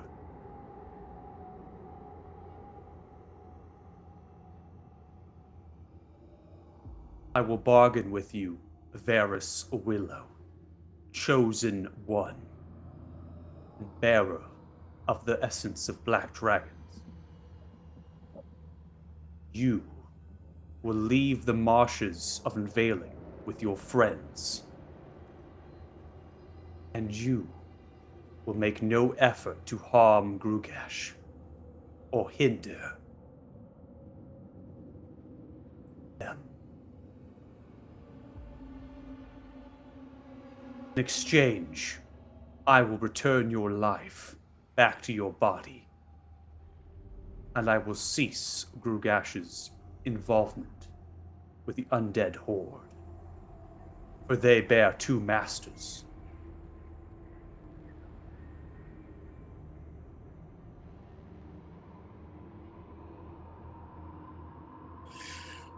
So you will stop all attacks on the people? I will stop Grugash's involvement with the Horde. I cannot stop Grugash themselves, but I have command of the undead.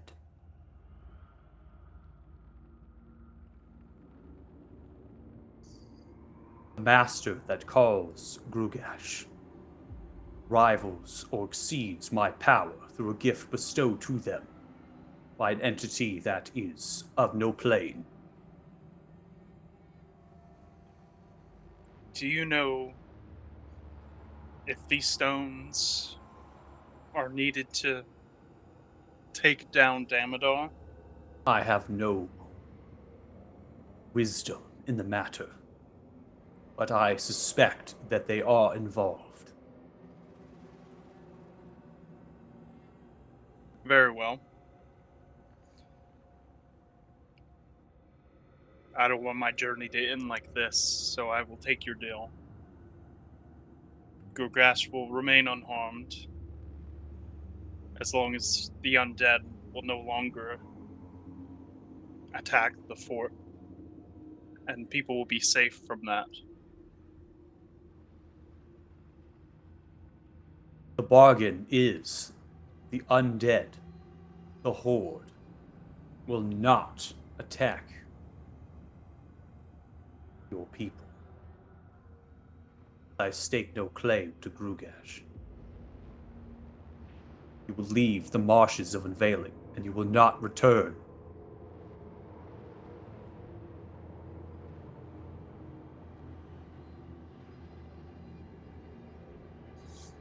I don't have it out for Grugash anyway, I have it out for Damodar. Then we have a like enemy.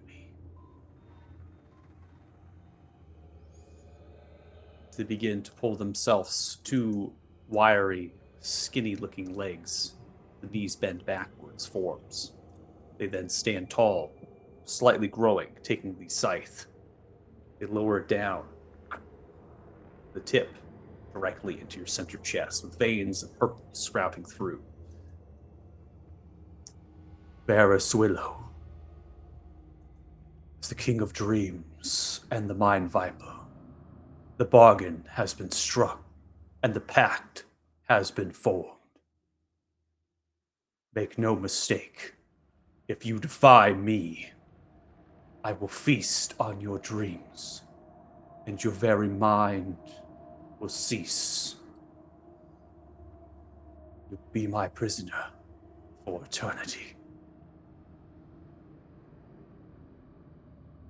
Understood.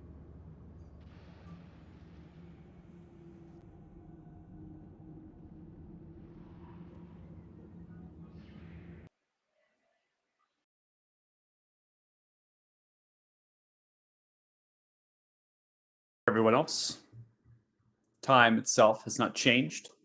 After Varus has died and fall down, Revivify has been used. Seconds pass by with nothing, going through delegation as far as what you would do next. Varus then begins to breathe life out of seemingly nothing.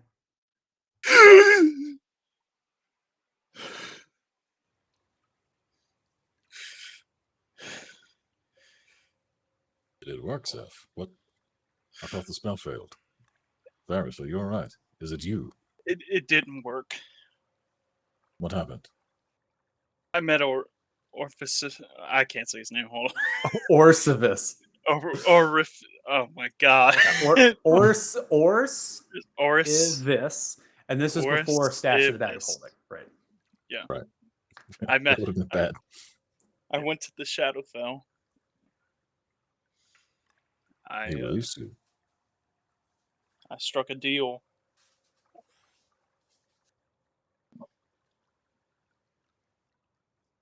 I think I failed, y'all. What did he ask for? So the undead won't attack Fort Farron anymore. but in return, I don't attack Grugash. And we'll collect the last gemstone because he thinks they're needed for a fight against Damodar. But if I go back and attack that dragon, my mind is gone.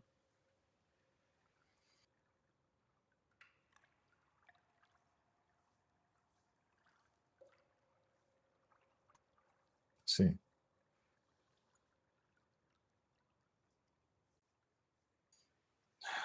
I'm sorry. No, you did what you must. It's... I apologize. I failed you. I could not stop it.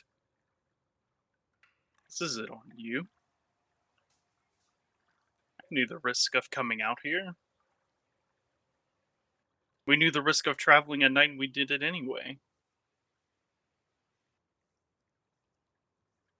However, the deal you struck was that you would not attack Grugash. There are 6 of us. Yeah, but I would be of no aid. I'm just thinking if for some reason we find it unavoidable, there may be a loophole. And also, me being the bearer of black, kind That would of. be a complication, yes. Yeah. Still something to consider, perhaps. What do we do now? I don't know. You otherwise feel yourself? You feel other than just having been dead? Do I feel any different than before I died? You feel normal, back into a living condition. You're no longer undead. The face and the wounds, those things of the necrotic, the rot, everything has seemingly healed, brought back to a traditional living state. Even in death, do you remember what happened after you fell and came back? Do I remember any of the fight afterwards? You only you have no memories in your undead form. No, you don't have any memories of that. But you have a few instances where, and when you were struck, right, and you were in the process of turning through like the convulsions and stuff, you knew what was like. You have that recollection. The pain, terror, the fear, the emotions, everything. Even in death, you fought bravely. We could not have killed the bat without you. It's good to know it was worth something. I didn't really do much in that fight other than get hit. You did more than you know. You crushed it and brought it down so that we may fell it finally. We waited. It seemed like an eternity with it out of range. You were the one who brought it down so that we could slay it. Is all the evidence of it getting struck through the tree? I'll look through it and be like, I guess all that work into gravity magic wasn't worthless. So what you're saying is he doesn't remember me killing him. That never happened. That was just the Echo getting payback. So, for I all fought, the time. even though I went to Orithis, I fought on your side. You were brought back as one of his playthings. It seems I have a certain ability to take control over his toys. So you fought with us still. So you controlled me rather than him controlling me. Indeed. I'd much rather you my master than that fucking bat. Right. God. Peyton, if you're trying to pronounce it, that might help you. You say Ors. Yes. Okay. Ors Ifis. Orsifice. There you go. Yeah, Okay. there you go. I You're gonna could get not it. do it. I was Yeah. like, That'll help if you elongate the ors and go to like ors, like an ors, and then if is that's gonna help you. Sound it out. Orsifice. There you go. Yeah. Okay. That's good. All right. Thank you. Yeah. You'll just see Varys like go to stand up and probably can't. He's probably like too fucked up. Maldor will give you a hand up and help you stand up.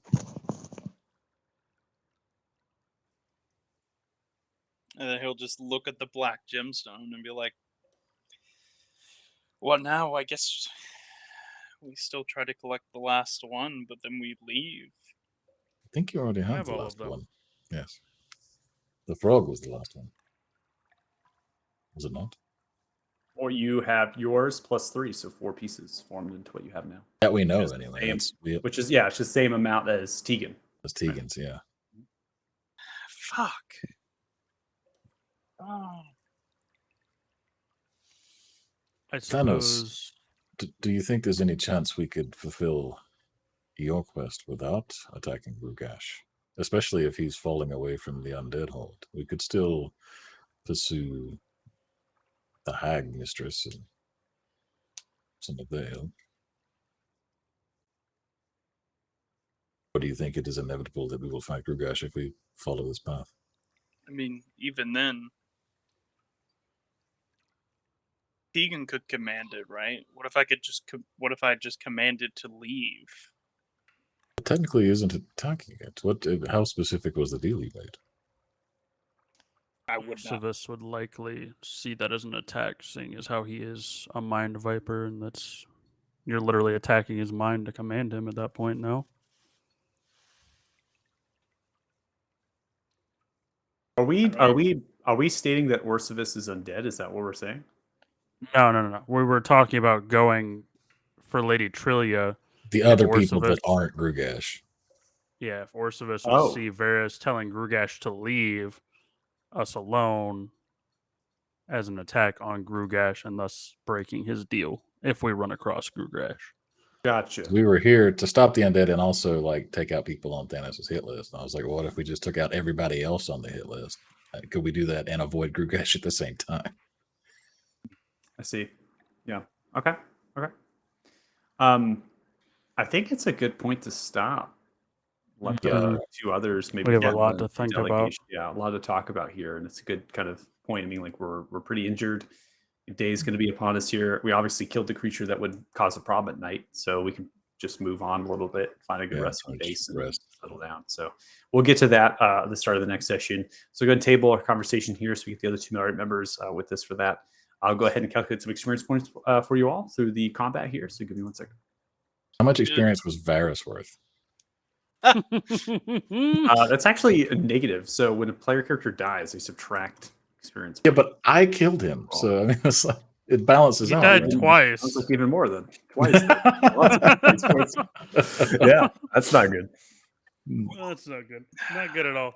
Why'd you have to kill Varys? Varys didn't deserve to die.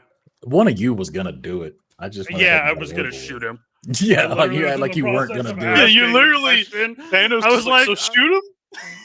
Yeah, I was like ready the crossbow. so like, fast. okay.